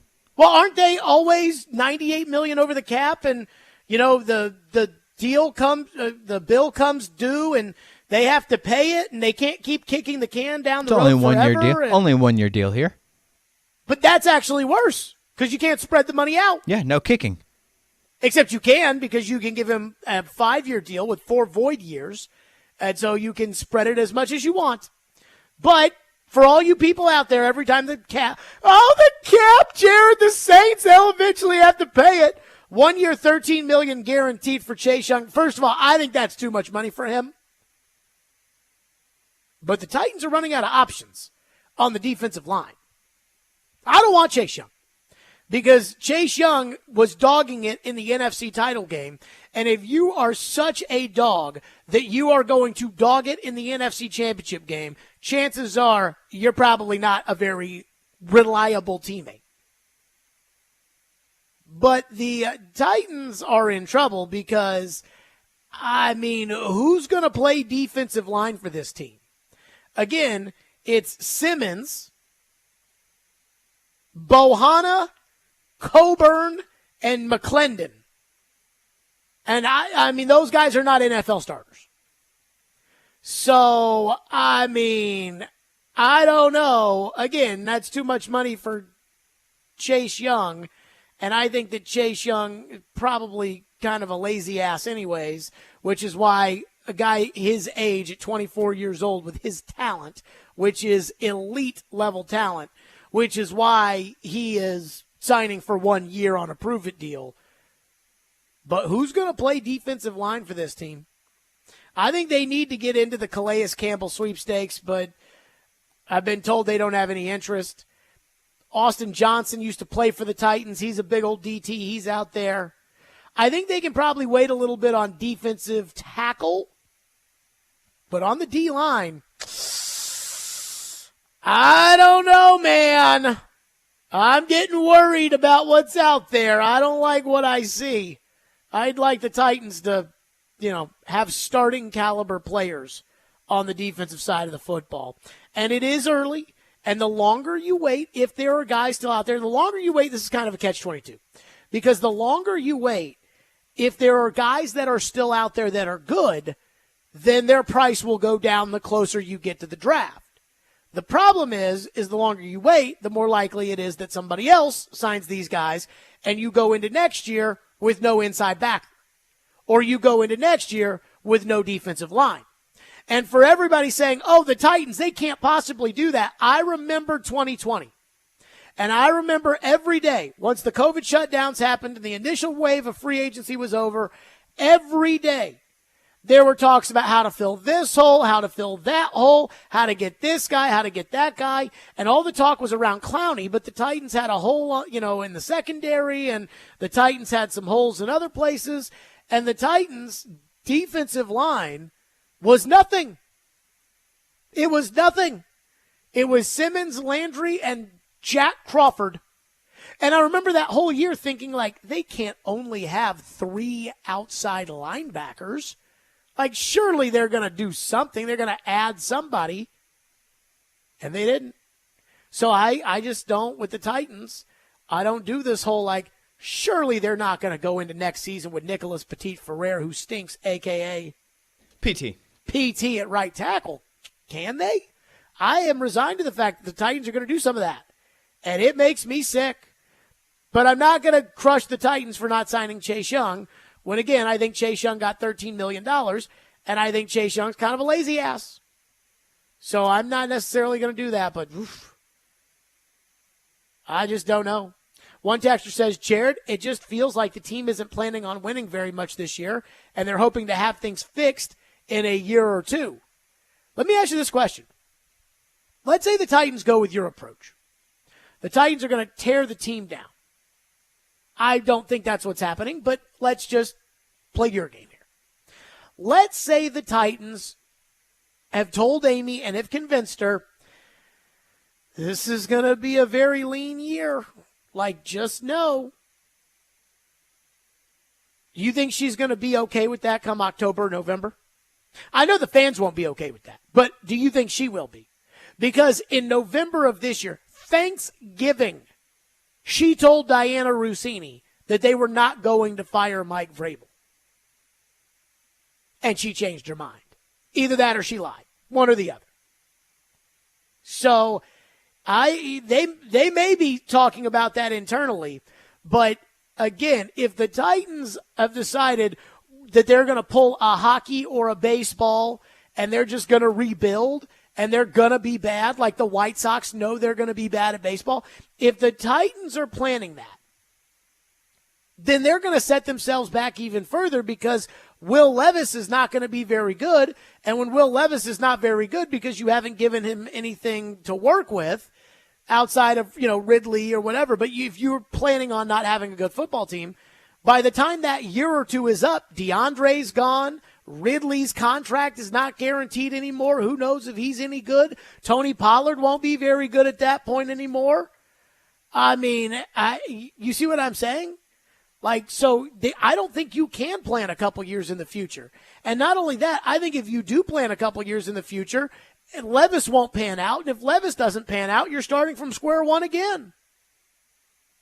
So when you say I think the Titans, aren't very good, and I just think the Titans are rebuilding and the Titans aren't wanting to be competitive, that's fine. But then you ruin Will Levis and you start back at square one.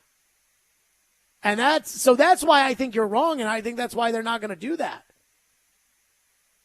Tyler says, do you think there's a chance that Bill Callahan is able to get the best out of Nicholas Petit-Ferrer, at least be serviceable enough for one season? I mean, I think there's a chance. Do I think it's likely that Bill Callahan could take bad players and in today's NFL where you can't practice, turn them into solid players? The answer is no. I think the strengths of Bill Callahan are going to be selecting offensive linemen. Like, does this guy have the chops to fit in my room? And then the long-term development from year 1 to year 2 to year 3. Not the development of they show up on April 19th or whatever day it is that they show up to start the offseason program. And throughout an entire offseason that's voluntary with no pads on, that Bill Callahan can train that guy to be able to stop a good pass rusher. I don't think that's the case.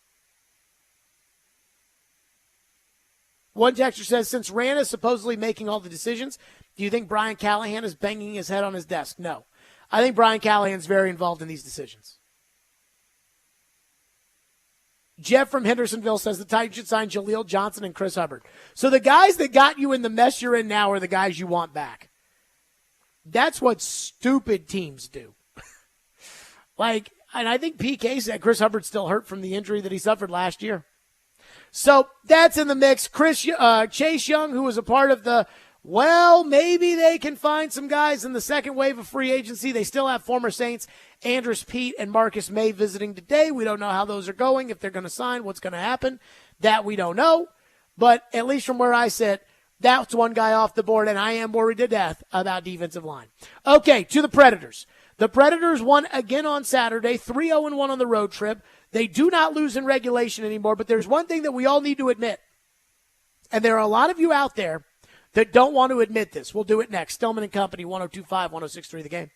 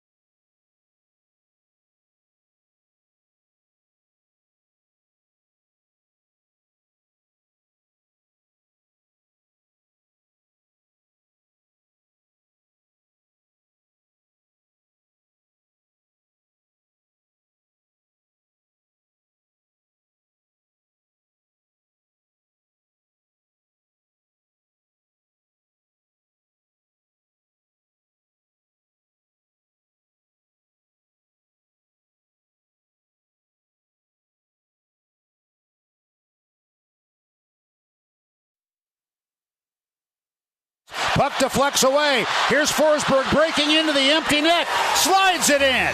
And the Predators have a 4-1 lead. And you have a Frosty. Yamamoto tried to dump it in a little bit deeply, and now it comes back for Burakovsky as time runs out on this one, and the Predators have come up with yet another win here tonight. For us, it's just more the focus on us, on our identity and how we have to play to sustain this kind of streak we're on, or this kind of high level of play, knowing, we're just moving straight forward, not looking behind us and trying to get better every day and keep building and growing our game. That's my coach, Andrew Burnett, after the Predators won again, 3-0-1 on the road trip. And so they play San Jose tomorrow at Bridgestone Arena, and MoneyPuck.com says if they win, they'll have a 97% chance of making the playoffs. Guys, the Predators are making the playoffs. That we know. But when the Predators first went on that road trip, I said to Barry Trotz before the first game, I told him in St. Louis, I said, this team is about to go on a heater. Because if there's anything that I've learned about the Predators over the years, it's that once you start to think, okay, they're not very good, they need to be sellers, the Predators will turn around and they'll rip off 4 in a row and make it very confusing for everybody. But the reality is the Predators made it very obvious that they were going to be in the playoffs, so that at the time they got to the trade deadline, Barry Trotz knew, I'm not going to tear this team apart. But there is a difference between being hot and being good. And what the Predators' sustained success against every level of team in the NHL, the bad of the bad, Anaheim, Columbus, San Jose, the medium teams like Seattle the other night, and the top of the heap like Winnipeg and Colorado, what the Predators have proven to us is that not only are they hot, but they are good. And I know this is hard for a lot of people to understand because none of us believed going into the season or at the beginning of the season or in the middle of the season, none of us believed that the Predators were actually good. None of us believed that the Predators were contenders. Guess what? They are. You know how you always see those segments on TV? Contender or pretender? They're a contender. They are a contender. The same way Vegas, who won the Stanley Cup and has spent about $1 gazillion of this long-term IR fake cap money, which, again, the NHL cap until this year was real, and now, Vegas has skirted it however they want. You're as much of a contender as they are. You are as much of a contender as the Dallas Stars are. You are as much of a contender as pretty much the whole rest of the league is, which is we're going into the Stanley Cup playoffs, and Lord knows what's going to happen. And here's what makes them good. Number one, they win. They win almost every night. In order for them to lose, it has taken a puck hitting off of a stanchion and a disallowed goal. In one game, they lost in overtime. The other, it required one of the wildest, ballsiest decisions I've ever seen from John Hines. And that's it. And they still walked away with points in those games. So if you take a look at the checklist of everything that quote-unquote good hockey teams need to do, they do. They win. Check. They are getting elite play from elite players. Yossi, Forsberg, Saros. Check. The role players have defined their own roles, and they are playing them well. Check. Nyquist, Lazan, Sherwood, McCarron, Cole Smith, and my guy, Mark Jankowski, who again finds himself on the ledger. Check. They win games they shouldn't and get points in games they don't play well. Check. They did not play well against Montreal, and they got a point in that game. They did not play well at Anaheim early on in this streak, and they won that game. That's what good teams do. When they scored on that power play in the Minnesota game last Sunday, right before the end of regulation, I'm like, that's what a good team does. So check. When they don't play their best, they can still win. And they go toe-to-toe with the big boys who they will eventually be playing in the playoffs. And in this case, not only have they gone toe-to-toe, but they've beaten convincingly Vegas, L.A., Colorado, and Winnipeg. Check, check, check, check. Guys, this is a good team. This is a cup competitor. This is a team that, again, I wouldn't pick to win the cup. I don't think they should be favorites. I don't think it'll be a devastating disappointment if they don't win the cup. But the Predators have firmly crossed the line, in my opinion, from, well, they could make the playoffs and then get blasted in the first round to this team might win a series. This team might win 2 series. Who the hell knows in the NHL playoffs? And so even though we didn't go into the season expecting this, I'm not for 1 second going to pretend this is a bad thing. I mean, again, here we are in a year that we thought was going to be a rebuilding year. We went into it when we begged them and begged them and begged them to rebuild. We knew what that meant. We knew that when most of these teams say, hey, guys, it's going to take us a little bit, that it probably means some very dull marches and no hockey in April and everything else. We know. But we had felt that for the longest time that it was necessary because the Predators kept losing, and we were tired of, I don't know, I don't want to speak for everybody, but I do think that I am correct in this, where I'm like, I was tired of watching the same tired lineup go out there and either barely make the playoffs or barely miss the playoffs. And I was tired of the same conversations about Johansson and Duchesne and Granlund and Jared, anything can happen in the playoff. I was so tired of all of that. I wanted a team that I could look at, be proud of, and know that could compete. And I knew that there were steps that they were going to have to take that I wasn't going to like, but I was ready to embrace them. Which is why I said, hey, embrace the tank. If this team's not going to be very good, embrace it. But they are. They are good.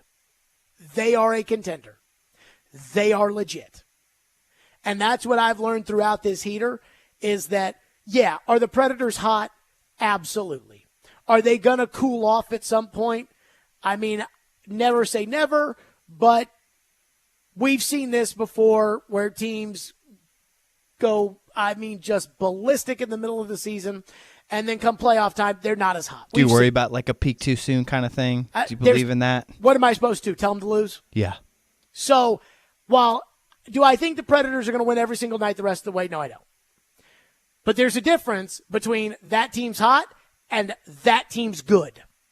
And that is a good team that is hot right now. That is a good team.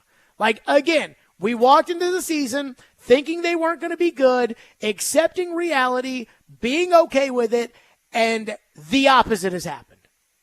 We should be at least I am, pleasantly surprised with how freaking good this hockey team is.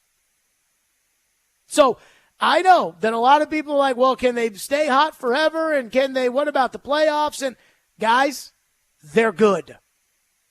They do what good teams do. The other night at Seattle scored on a power play to make it 1-1, and immediately the Predators took the lead back. That's what good teams do. This is a good team. 615-737-1025. That's our phone number, 615-737-1025. Roman Josi is playing out of his mind. And everybody wants to get mad at me or try to cold take me for something I said when this team wasn't very good. And so we'll get to that in your phones next. Let's talk about Twice Daily. That's right. I love Twice Daily, and you should too. Twice Daily is wonderful, and they have all your cravings, and you can save on every single visit. Stop in and get rewarded. All you need to do is be like me and join the Twice Daily Rewards program to unlock special discounts, savings, and to enter their sweepstakes and so much more. You'll also get notifications like, hey, today only, buy this, get this free. Like, it's great. Try their new wraps. They've got the Italian, the ham and cheddar, the turkey and Swiss, and the Nashville hot chicken. And they're made to order with your favorite toppings. And when you download the Twice Daily app, you can go ahead and order ahead. Or at Twice Daily, it's snack time all the time. And they've got favorites like chicken fingers, tater rounds, and their brand new, just delicious pretzels. Twice Daily, what are you craving?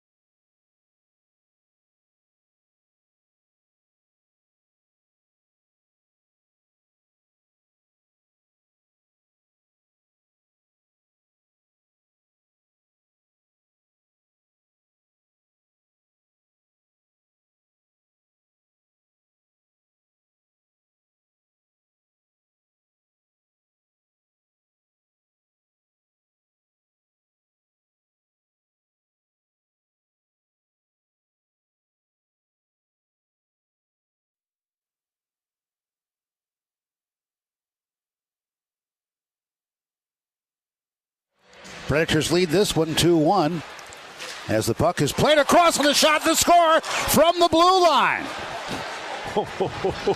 What a rocket that was at 9:03 to give the Predators a 3-1 lead. Roman Josi, unless it was tipped in front, his second of the game. I think it might have gone through and left a vapor trail through Grubauer. That was absolutely heated. this time of year. How valuable is a point streak like this? Yeah, it's huge. I think obviously the point streak is awesome because you need the points, but just the way we've been playing, it's a lot of fun. I feel like every night we're working really hard. We're playing fast, and it's every guy. Every guy works extremely hard, and we play as a team. We have different guys step up, and it just feels like every night it's a complete team effort. Every line is scoring. That's a lot of fun to play like that. There you go, Roman Josi. Every night's a team effort, and that is true. Except that there is one guy right now who is pulling more weight than everybody else. Him, Josi. He is playing, of all the years I've seen him play, and he's had these moments where he's gone on heaters and he's played like the best defenseman in the league. That's what he's doing right now. I mean, this is peak Roman Josi. And so every time I tweet about something great Roman Josi's done over the last couple of weeks, I get about 6 tweets that people are like, you trashed Roman Josi earlier in the year when you said that he was playing like crap. And I didn't use the word crap. I used a much worse word that you can't say on the radio. And it's like, you should apologize to Roman Josi now. Apologize for what? I was right. When you have to use these made-up stats in order to tell me somebody's playing well when they're not playing well, that tells me that they're not playing well. Do you guys think it's an accident or that it's just a coincidence that since Roman Josi has stopped playing like that and has started playing at the level that we know he's capable of, the Predators cannot lose a game? You don't think that those two things are related? I do. So I'm not apologizing for anything. If anything, I feel more validated and being right about my assessment of his play, which was not good enough. And I said it to Barry Trotz, and I said it to you, and I said it to Robbie and Joe, and I said it to everybody. I say he's not playing good enough. Well, Jared, if you look at this analytic.com guru stat, trust me, nobody's arguing that he's not playing good enough now because he is. So I'm not going to be upset about it. In fact, I think that, again, I was right because when he's playing the way he's playing, this team is unstoppable right now.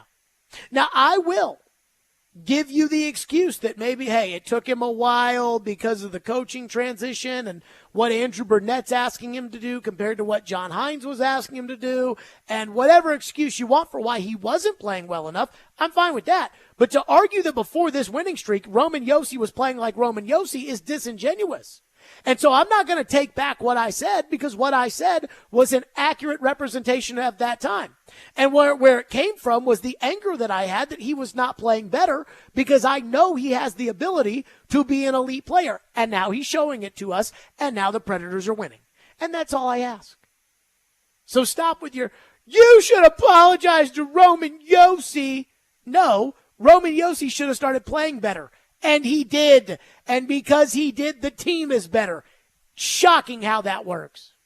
Phone lines driven by WilsonCountyHyundai.com. Sean says, this run has taught us that Barry Trotz is the freaking man and Andrew Burnett is a damn good coach. It's also told us the fans were vindicated for trying to run John Hines out of town and calling on David Poile to retire. Agreed.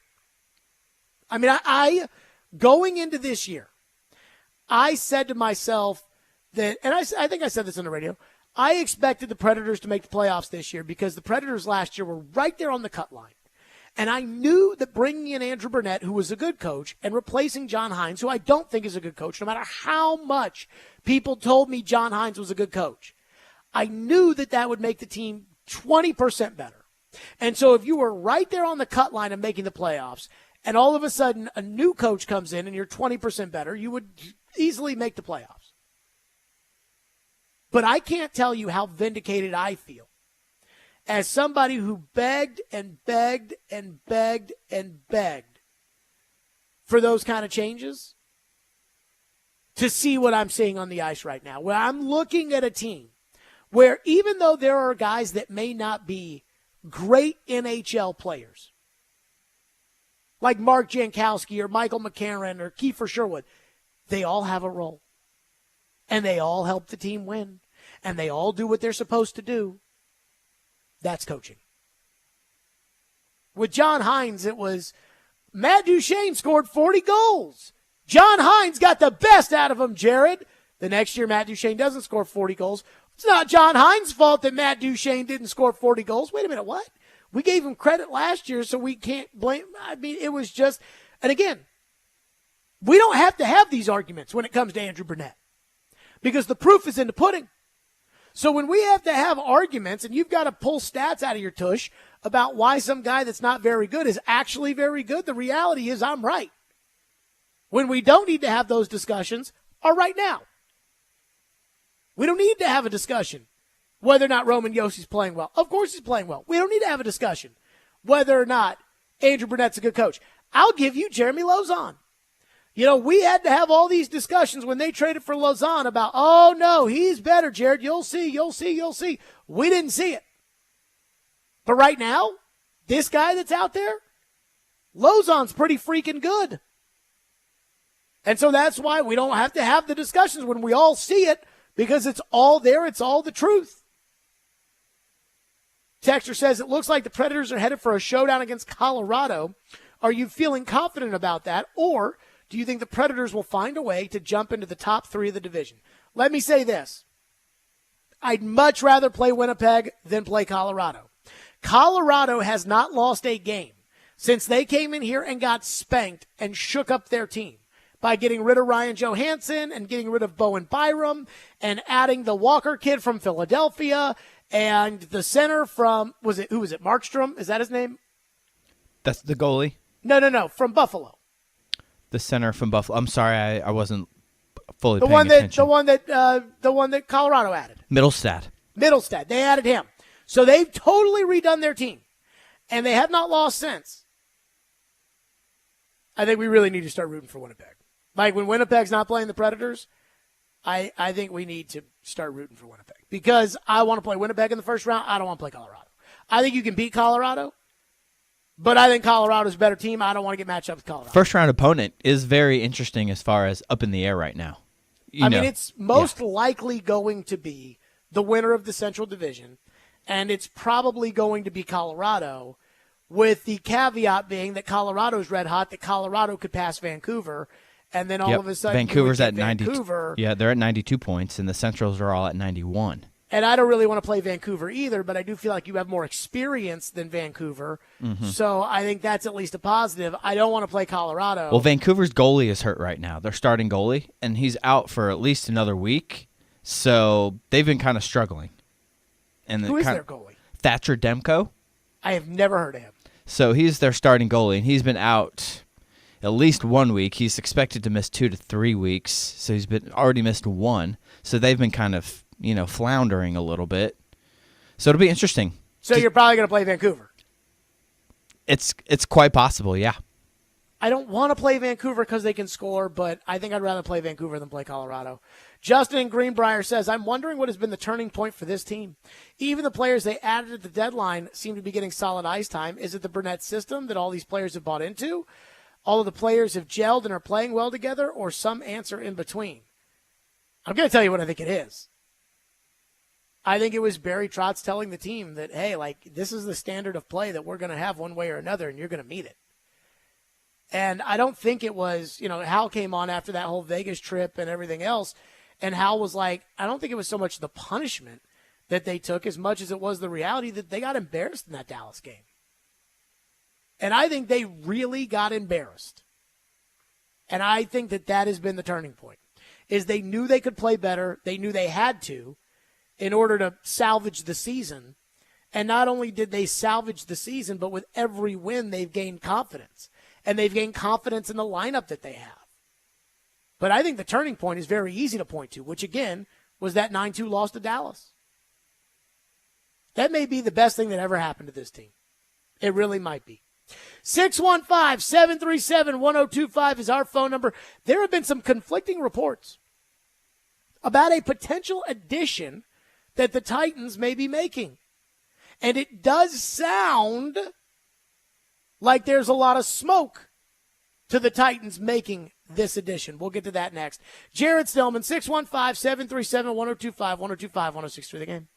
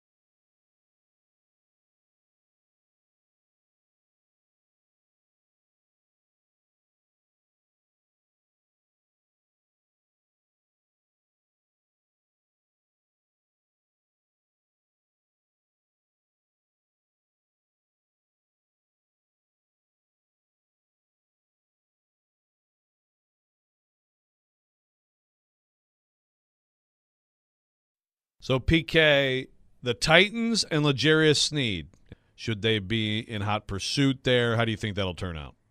Look, I mean, I think he would change the defense, certainly. Make a Woozy a number 2, McCreary as a nickel, having a clear-cut elite outside guy who can move around. Would be a phenomenal addition for the Titans, who can afford to give him the contract he's looking for. That said, the trade compensation, I mean, the guy from Cleveland who I believe knows what he's talking about on this says they're talking about a third. Well, the Titans don't have a third. So then everybody presumes they're talking about a third next year. Well, a third next year is a fourth this year. Right. You upgrade. The Chiefs aren't waiting. Chiefs aren't waiting for something. No. Plus, if you're waiting for something, you give them a round higher because in exchange for the wait. So a third next year is like a fourth this year. They're not giving up Sneed for a fourth this year. I mean, they have the cap space to keep Sneed under the tag. They're looking to accommodate his desire for a bigger long-term contract and to move on now instead of in a year. That was PK last week, and nothing has changed on the L'Jarius Sneed front. Now, over the weekend, A to Z Sports has a reporter who I guess covers the Colts, who reported that the Colts were trading for L'Jarius Sneed, and immediately every single Colts beat writer shut that down completely.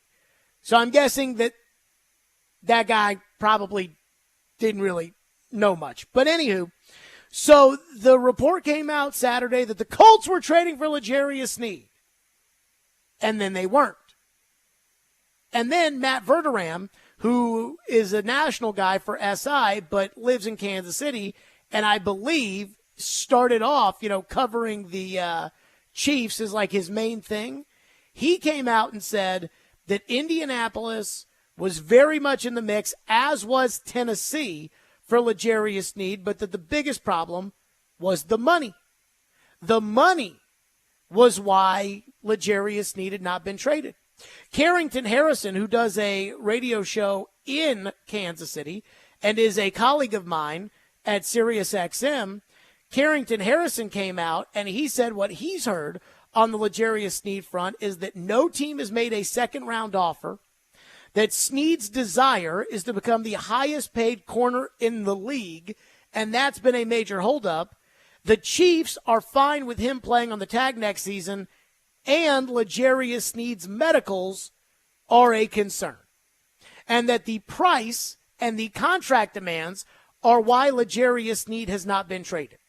So again, the names that we hear the most are the Colts and the Titans.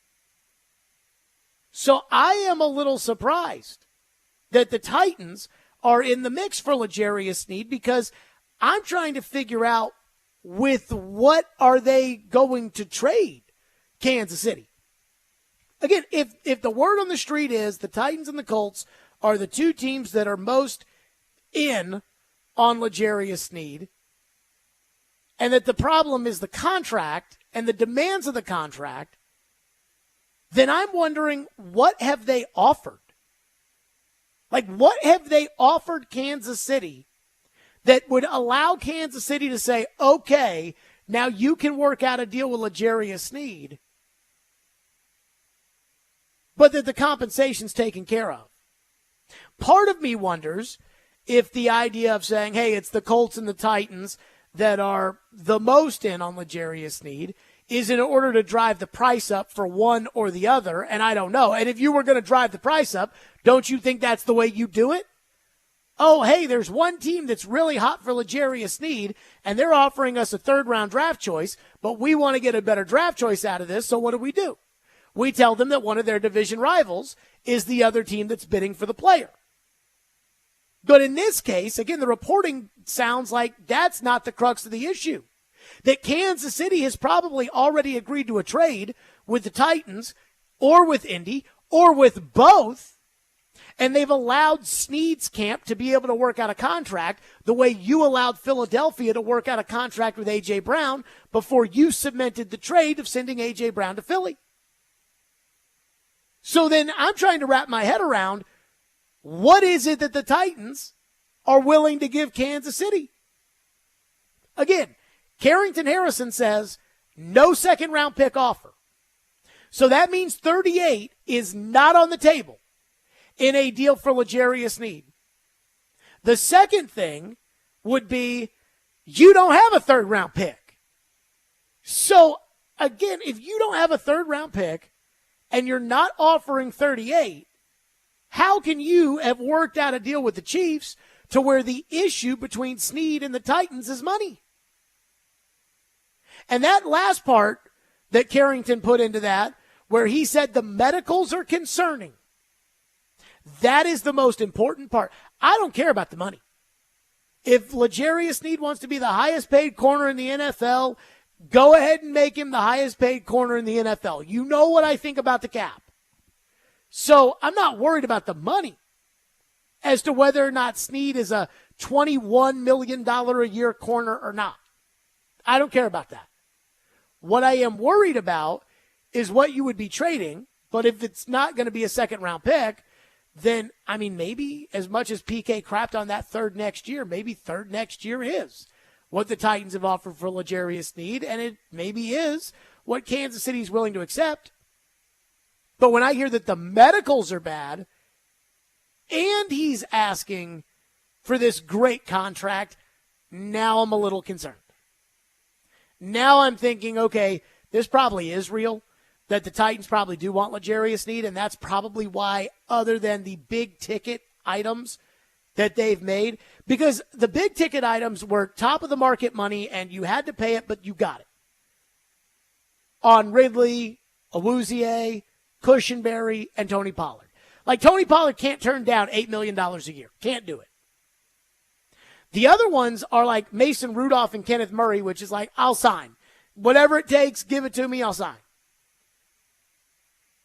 Maybe the holdup on these other positions is the Titans have $20 million over here that they're reserving for L'Jarius Sneed, but Sneed wants $24 million or $23 million or whatever it is, and so they're working through that, knowing that the medicals themselves could be an issue.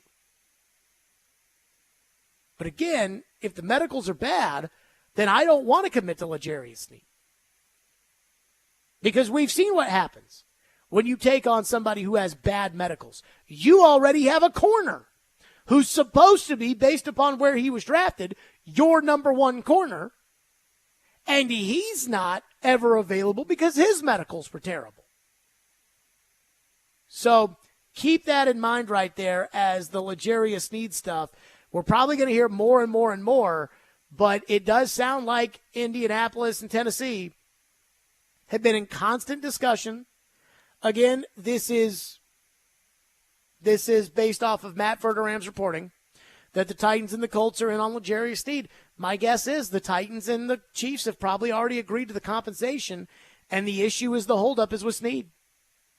And that Sneed's camp either wants too much money or they don't want, certain medicals, or they want certain things guaranteed, in case of injury or whatever it might be. And that the Titans and the Colts are both not interested in whatever it is that Sneed's trying to get.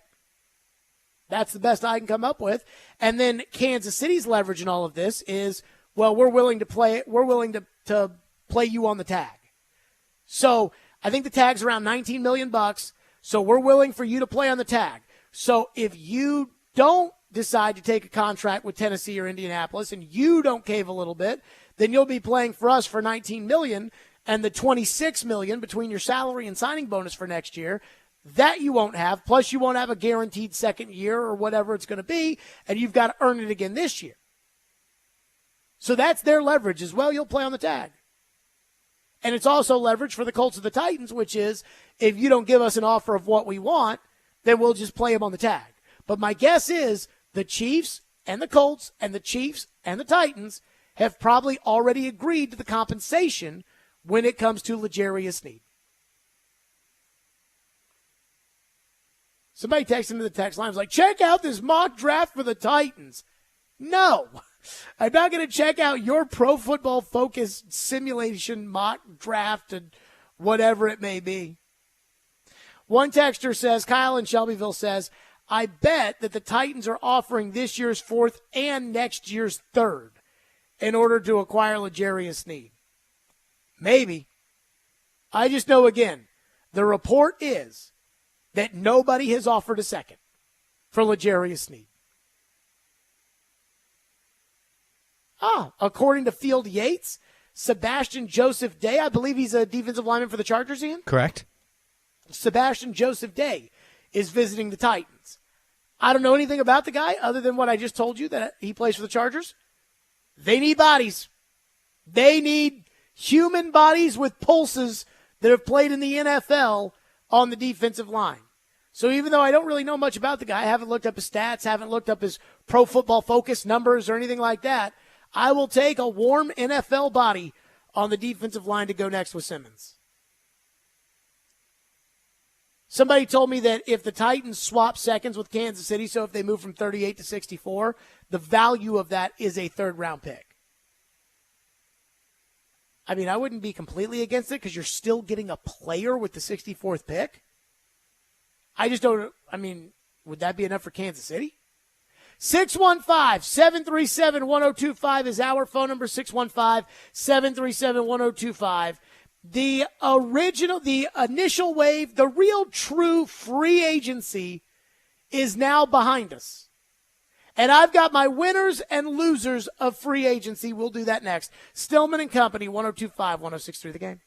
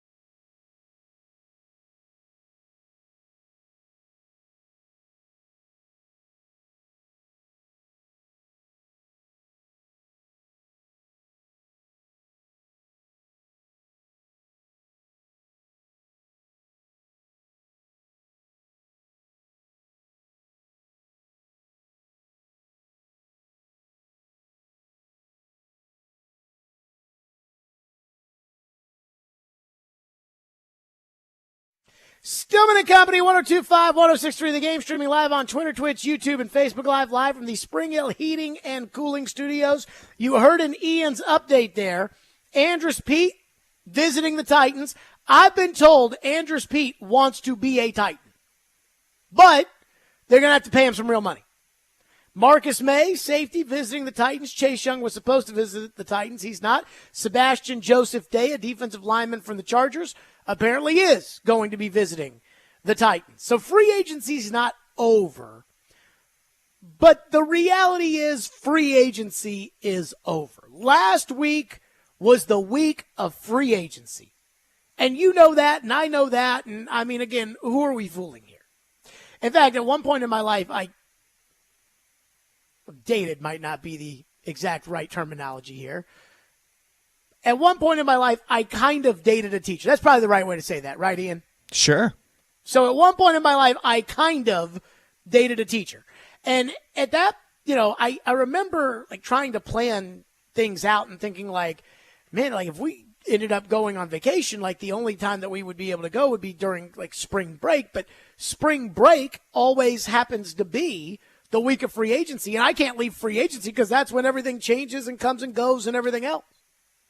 So I've just sucked up that if I have kids one day, like they're going to have to go with mom on spring break because, again, this is going to be the 1 week that they've always got free agency. But so free agency for the most part is over. And I've got my winners and my losers. Now, let me say this before we get right into it. The Titans, in my opinion, are neither a winner nor a loser. They did make really, really necessary signings that they had to have, like Lloyd Cushenberry, like Chidobe Awuzie, like Calvin Ridley to an extent. But they also made some signings I don't like Mason Rudolph. And they still have a boatload of holes. So I would not consider them a loser. But let's get right to it. Let's get to our winners and losers of NFL unrestricted free agency. Let's start with our first winner. Winner. Russell Wilson of the Steelers. Now, I didn't think Russ was abysmal last year with the Broncos. I just didn't think he was very good. And I just am not convinced that Russell Wilson is for sure one of the 32 best quarterbacks in the NFL at this point in his career. And the days of him being a franchise quarterback, those are long gone. And yet, as the smoke clears, he's the Steelers' starting quarterback. I mean, they gave up a bag of footballs for Justin Fields. Justin Fields is behind Russ. As soon as they made that trade, Brooke Pryor reported Russell Wilson's the starter. It reminded me of the day that the Titans traded for Ryan Tannehill, and John Robinson held a press conference, and he said, Marcus is the starter, Ryan's the backup. I don't think Russell Wilson deserves all of that, but he's got it with a historically good franchise and a historically good coach. So Russell Wilson, after the 2 years of terrible that he had in Denver, has to be considered a winner in free agency. Loser. The Dallas Cowboys. What is Jerry Jones doing? Left tackle Tyron Smith goes to the Jets. By the way, I was freaking close on that contract. I'd say I'd guarantee him 7 with the incentives to get him up to $20 million. He's 6.5 with the incentives to get up to $20 million, but he's gone. Tony Pollard is gone. Tyler Biadasz is gone. Neville Gallimore, Dante Fowler, gone. And what's Jerry doing? Nothing. Now, they draft well, so I'm thinking that they'll be okay. But, I mean, this was a team that's supposed to be a Super Bowl contender. This is a team that's supposed to make up for how bad last year was. And so far, it doesn't look like Jerry and the Cowboys have really done much of anything. Winner. The Texans. The Texans have done a 180 as an organization from the second that they kicked the team chaplain, Jack Esterby, out of the decision-making position.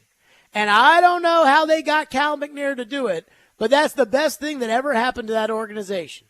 They nailed free agency last year by adding guys like Dalton Schultz and Shaq Mason and Jimmy Ward and Noah Brown and Robert Woods. And so that made it easier for C.J. Stroud to adapt as a rookie. This year, the Texans have pushed all their chips into the middle. They're all in, building around their quarterback and their young defensive end. And they've done it with Joe Mixon, and they brought back Dalton Schultz. And then they've added on the defensive line with Daniil Hunter and Danico Autry to pair with Will Anderson Jr. Guys, I hate saying this, but the Texans have found sanity, and they might be a real problem next year. Loser. The Indianapolis Colts. You know, Indy was right there neck and neck with Houston and Jacksonville last year. Jacksonville has gone out, and I know they lost Calvin Ridley, but they've added Gabe Davis. They've made changes on defense. I mean, Jacksonville has spent real money. Indy has just spent money on their own guys. It's like Indy loves overpaying their own players, and they hate paying for other teams' players. So they bring back all their own guys, like Michael Pittman, and they brought back Jonathan Taylor last year with that absurd contract given the running back market right now. But where is Indy out there buying new players that can help them win for next year? I've been very disappointed with the Indianapolis Colts so far. Indianapolis, they're a loser. Winner. Caleb Williams. DJ Moore, already good. Keenan Allen for a fourth-round pick. They acquired their DeAndre Hopkins for Caleb Williams with that trade. He will have guys who are open and who are there when he needs them to be there. And here's what I think the most important part of having DJ Moore and Keenan Allen in the same locker room with Caleb Williams is. Caleb Williams is going to have veterans who have skins on the wall who he can rely on them. And they can help bring him along. And he needs that. I think they'll still be in play to draft him a guy at 9, and that's fine.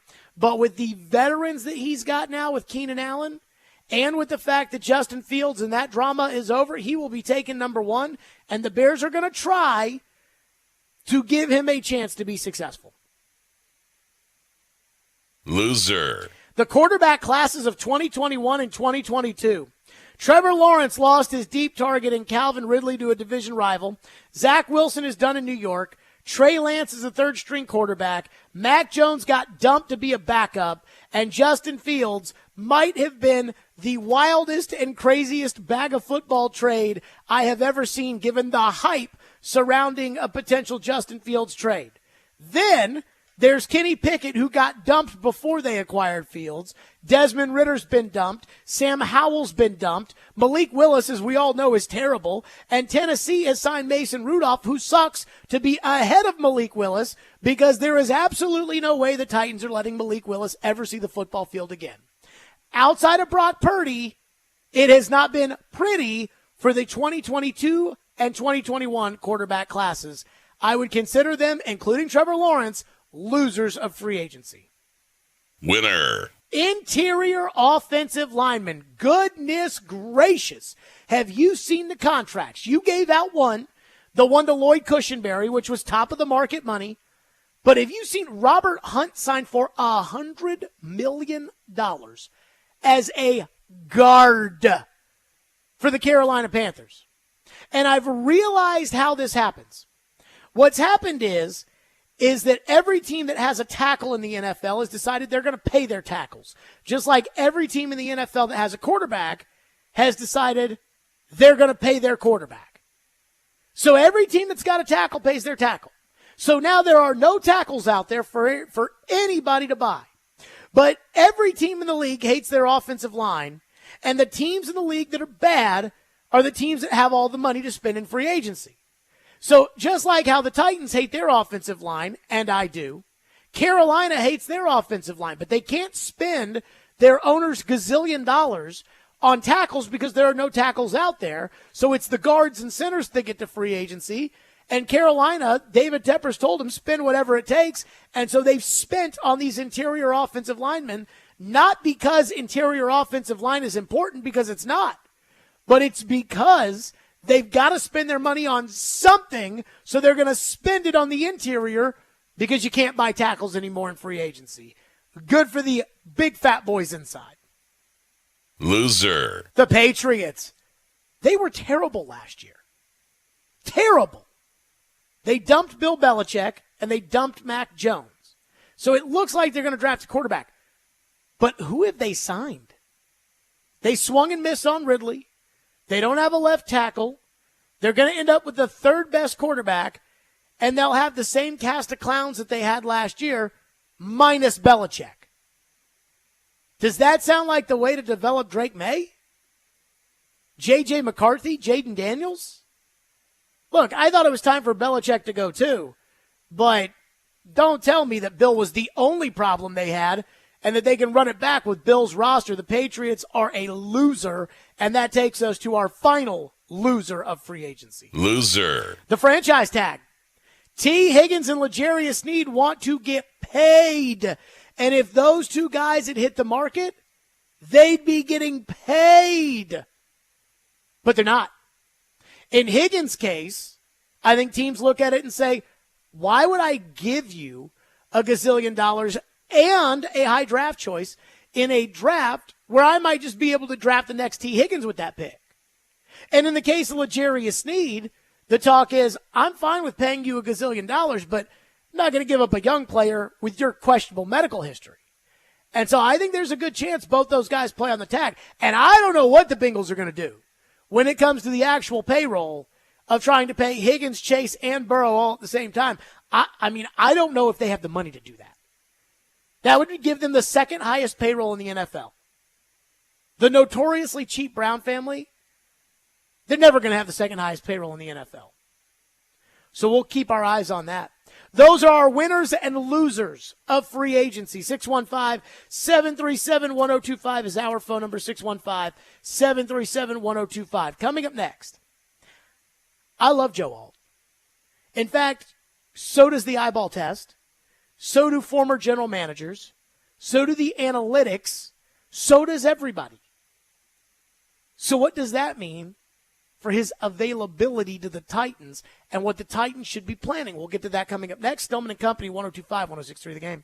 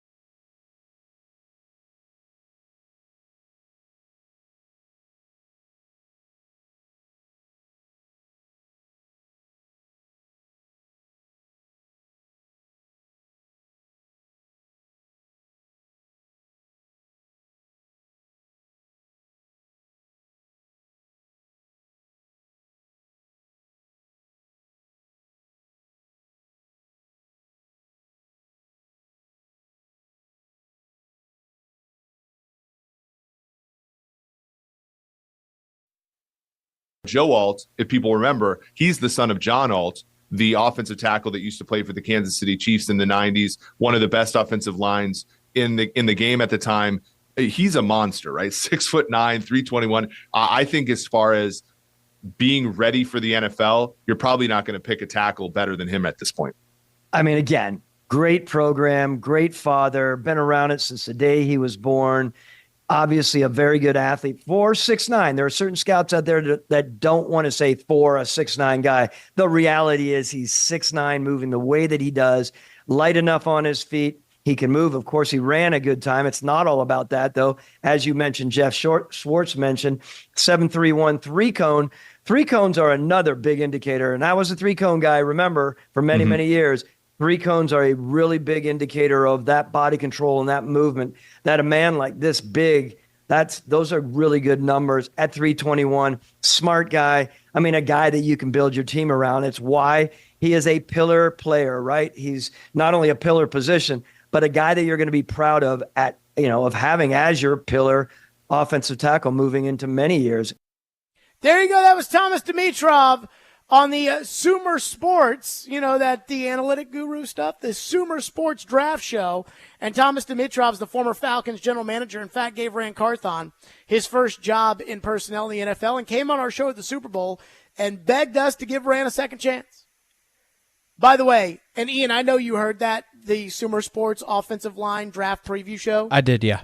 Did you hear the part where Thomas said that because the receivers are so good in the draft, nobody should pay top dollar for a receiver in free agency? Well, he said something to the effect that he would be reluctant to spend top money on receivers given the draft. I did get a little chuckle just based upon the fact that the Titans did, in fact, spend top dollar. Yeah, they did. On a receiver. So here's the deal when it comes to Joe Alt. If Joe Alt is available with the 7th overall pick, the Tennessee Titans should put the card in at 9:59. There shouldn't even be a discussion. It should be, if it goes, Caleb Williams, Jaden Daniels, Drake May, somebody else at 4, Marvin Harrison at 4. The Chargers probably have to go receiver since they don't have any receivers at 5, so give them Malik Neighbors. And the Giants either bite the bullet and they get Daniel Jones' replacement of the future in J.J. McCarthy, or they get the other receiver, a Dunze or whatever. You're there on the clock at 7, send in the card, get Joe Alt. But it may not be that simple. In fact, it doesn't feel like it's going to be that simple. Because the one thing that I'm noticing when it comes to Joe Alt is there is nothing wrong with this guy. You can poke holes in everybody else. Mims at Georgia doesn't have a ton of reps, doesn't have a ton of experience playing playing high-level college football, and he got hurt at the combine. Olu Fashanu has the smallest hands on record. Those are knocks. With Joe Alt, you hear right there where Thomas Dimitrov's telling you about the tape that he plays with and how he plays so well on the tape, and he's a pillar player. He's a franchise guy. Joe Alt checks every box. Joe Alt has the tape. The analytics say that Joe Alt is incredible. One thing that Eric Eager kept pumping on that Sumer Sports show was his run win rate percentage, because I guess at Notre Dame they run a pro-style offense. They ask the tackles to win more, and he wins all the time, which apparently Fashanu does not do. So the analytics say Joe Alt's the man. The program he comes from is not some tiny little nowheresville state. I mean, it is Notre Dame, which means they go up against top opponents, and there is tape of him against those top opponents. His combine measurements all checked out perfectly, and his combine performance was incredible, including the 3-cone drill, which supposedly, according to Dimitrov and Jeff Schwartz, is the most important drill for these tackles. So the more that I start to add this up, he's got the pedigree of having come from an NFL dad who was very much a well-respected team player in his day, and I have not at any point heard anybody say anything bad about the personality of Joe Alt. So at this point, I'm now wondering, do I get my hopes up? Do we look at this draft and say, we know Caleb Williams is going at number 1 100%, right? I'm going to say yes. 100% Caleb Williams is going.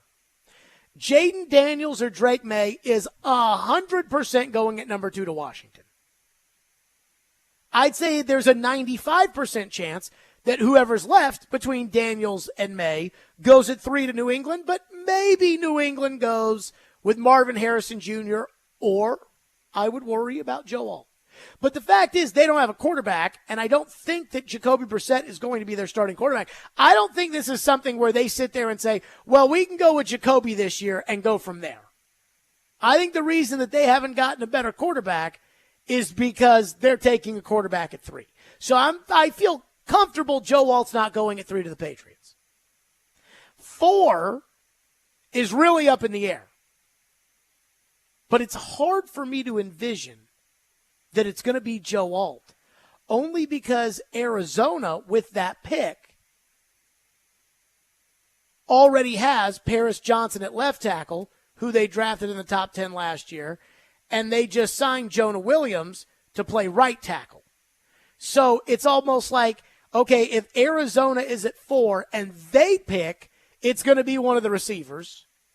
If Arizona trades the pick out of 4, it is most likely the only kind of team that would trade up to 4 is a team that would want Marvin Harrison so bad or would want J.J. McCarthy.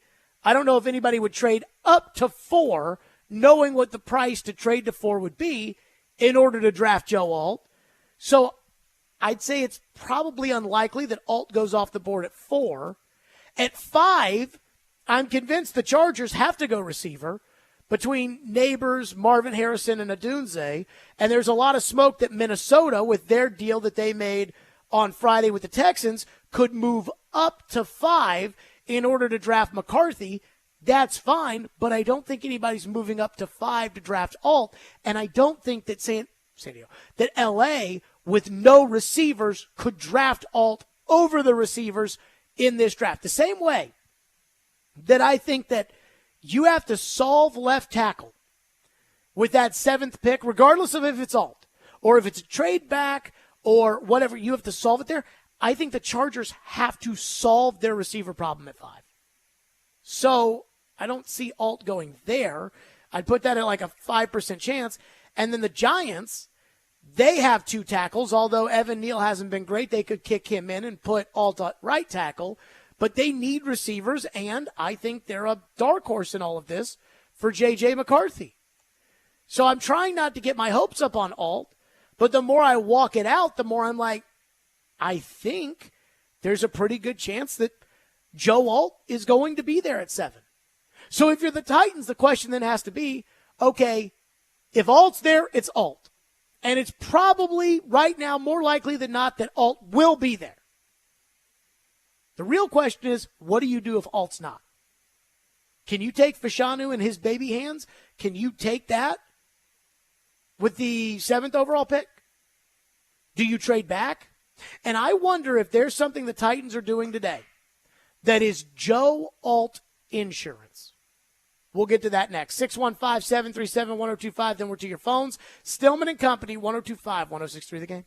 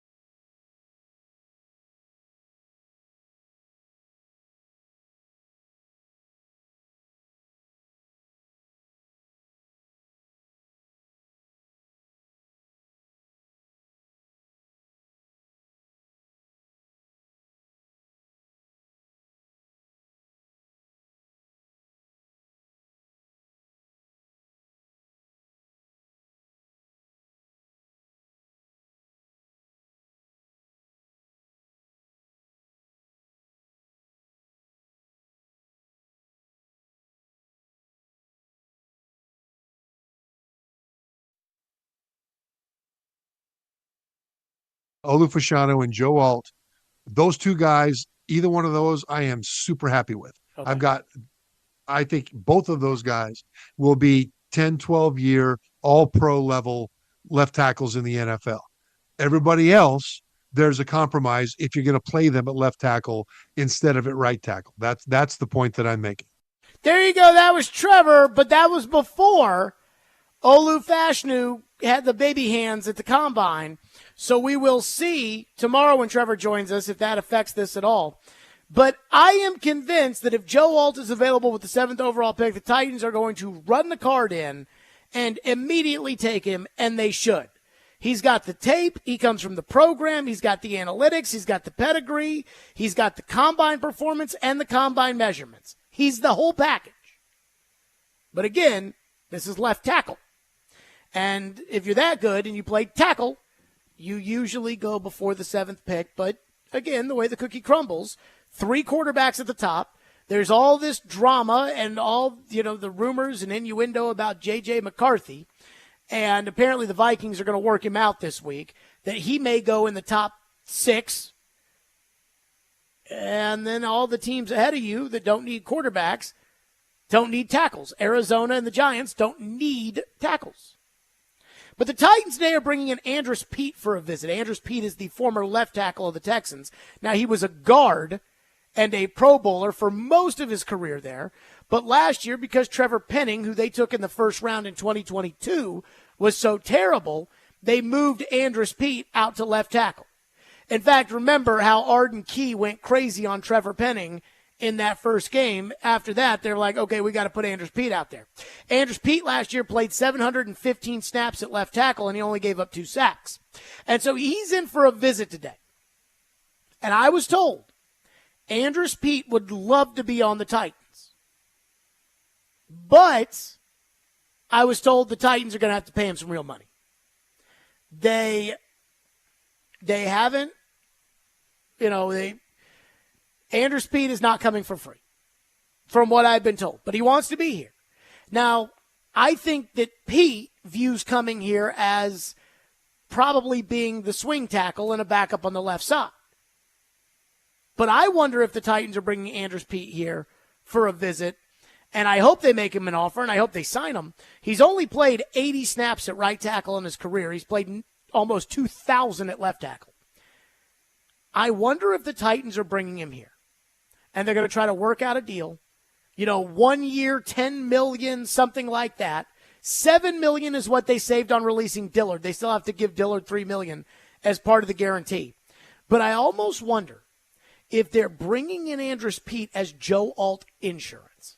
And you're going to say, well, hold on, wait a minute. What do you mean by that, Jared? Joe Alt insurance? Right.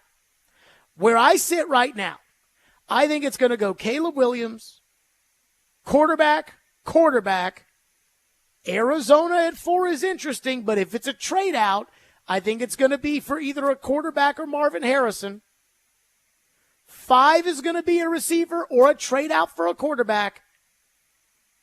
6 is probably going to be a receiver. So I think there's a pretty good chance Alt gets to you. But then, what if the Giants decide to kick Evan Neal inside? What if the Chargers decide that they can wait on wide receiver? What if somebody jumps you in order to get Joe Alt because they like him so much?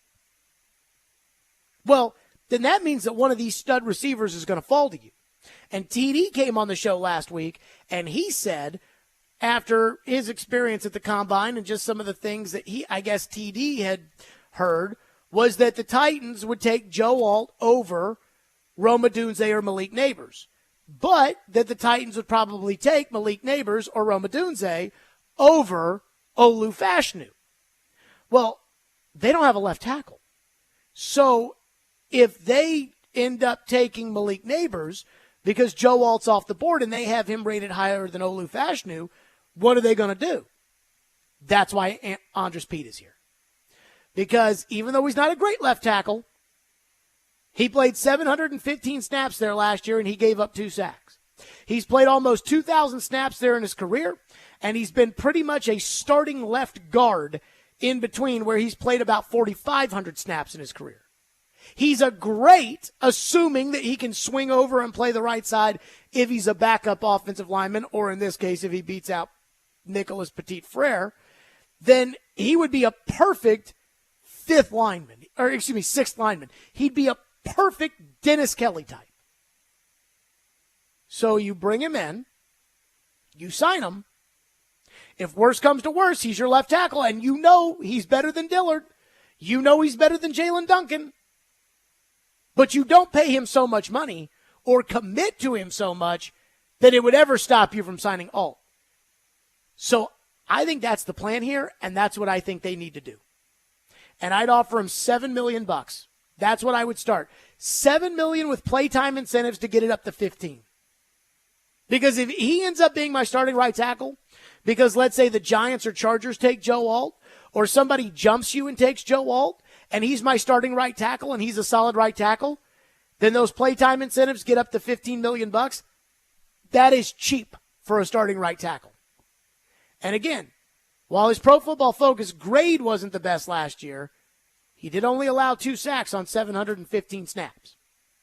615-737-1025. Jared from Spring Hill says, I can see the Patriots taking Joe Alt when they're in rebuild mode. It makes the most sense. I cannot see them taking a quarterback. Robert Kraft is 80 years old. Robert Kraft is not interested in stinking for a long time. The Patriots, if they had been interested in taking a lineman at 3, would not have signed Jacoby Brissett as their quarterback.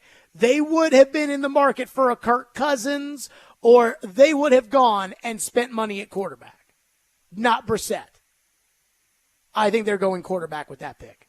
It reminds me of Floyd when he said, years ago it had come out that San Francisco wanted Kirk Cousins and Washington was, unwilling to give Cousins the big deal. And so it came out at the combine that San Francisco would be interested in trading for Cousins. And the old man was like, well, who's Washington's quarterback going to be? And I was like, I don't know. Maybe they can draft a guy. Maybe they can. And he just laughed and was like, no. Like, you don't go into this without a quarterback. Well, New England doesn't have a quarterback. So I can't imagine that New England would not go quarterback. One texter says, I would rather have a phenomenal receiver than a mid-left tackle. The Titans aren't winning the Super Bowl this year, and I can't handle another Corey Davis pick. I mean, I don't think that Alt is a mid-level left tackle. I think Alt is probably I think to me, Alt's probably a big-time guy. I think Alt is, like we talk about Taylor Lewan. Taylor Lewan is not the gold standard for left tackle. Taylor Lewan, I don't think, was ever an All-Pro, and he's never going to be in the Hall of Fame. Alt might be, that trajectory of that kind of player. One texter says, Pete is a former All-Pro. If they're paying him $10 million, he's starting. I mean, I would assume if they sign Anders Pete, and let's say they pay him $7 million, and then they can incentivize him up to 15 or whatever. And I don't know if they take it or not. I'm just using that as an example. If they do that, and they take Joe Alt, well, I want Pete, again, who has never played the right side, but I've been told is capable of playing the right side. I want Pete to battle at right tackle with Nicholas Petit-Frere, Dylan Radins, or whatever crap bums they have over there. Like, I want him to compete for that job because I think he's probably going to win it. So you're probably right. He is probably going to be starting if they sign him.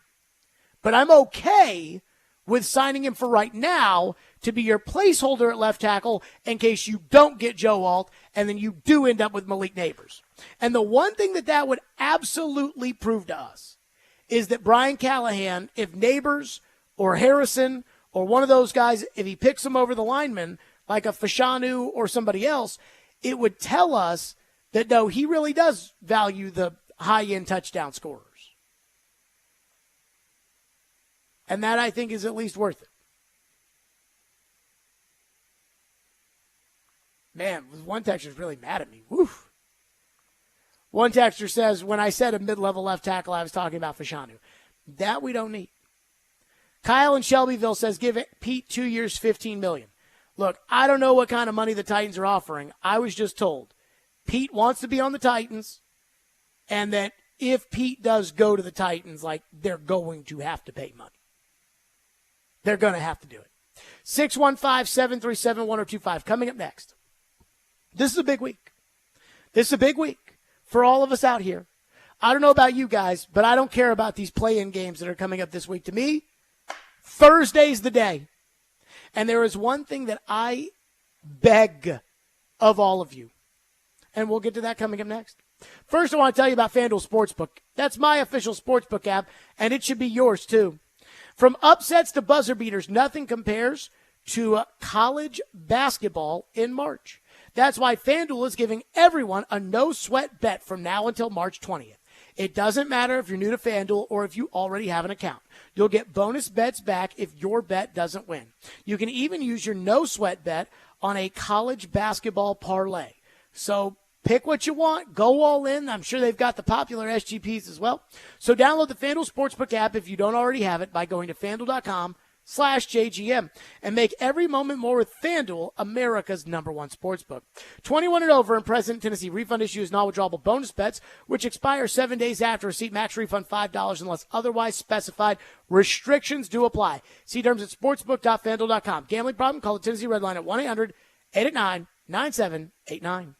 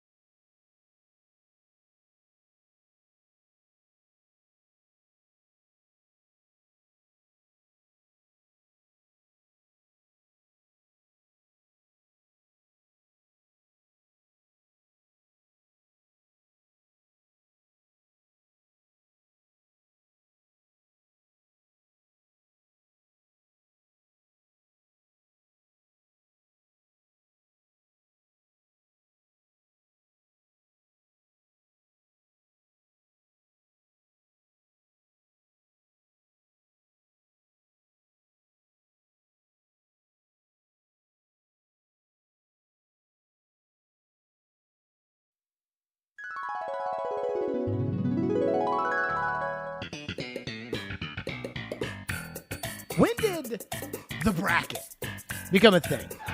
We don't do this for any other sport ever. Nobody ever tells you, well, I had the Pacers in the Eastern Conference Finals in my bracket. And the bracket is only a big deal for, 1 month?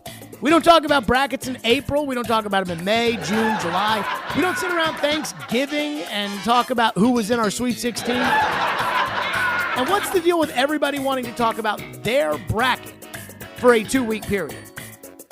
It's like people feel the need to tell you, well, I had them going to the Final Four and they lost in the first round. Congratulations to you. Nobody cares, and you know nothing about basketball.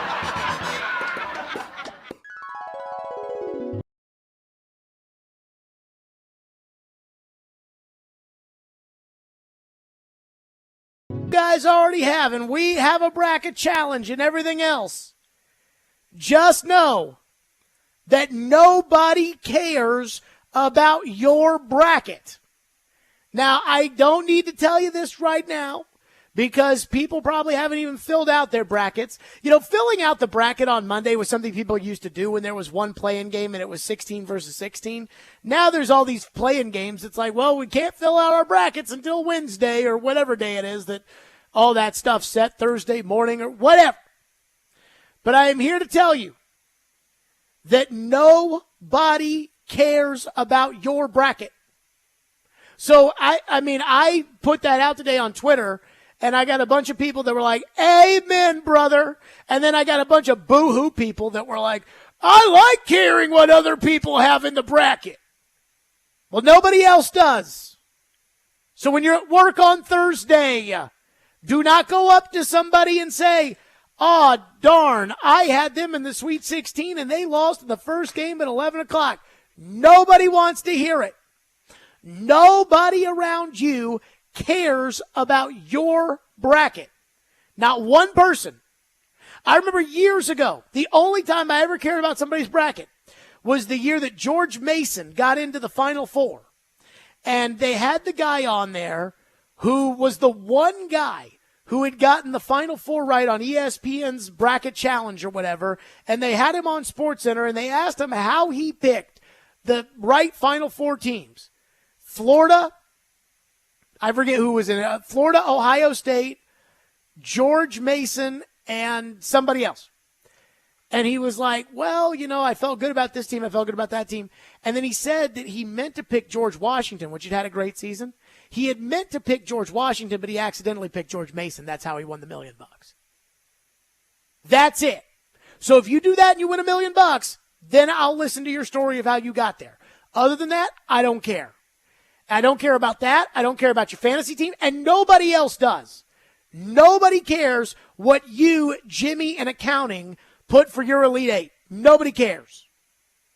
And I would just also like to say, you know what people really also don't care about, Ian?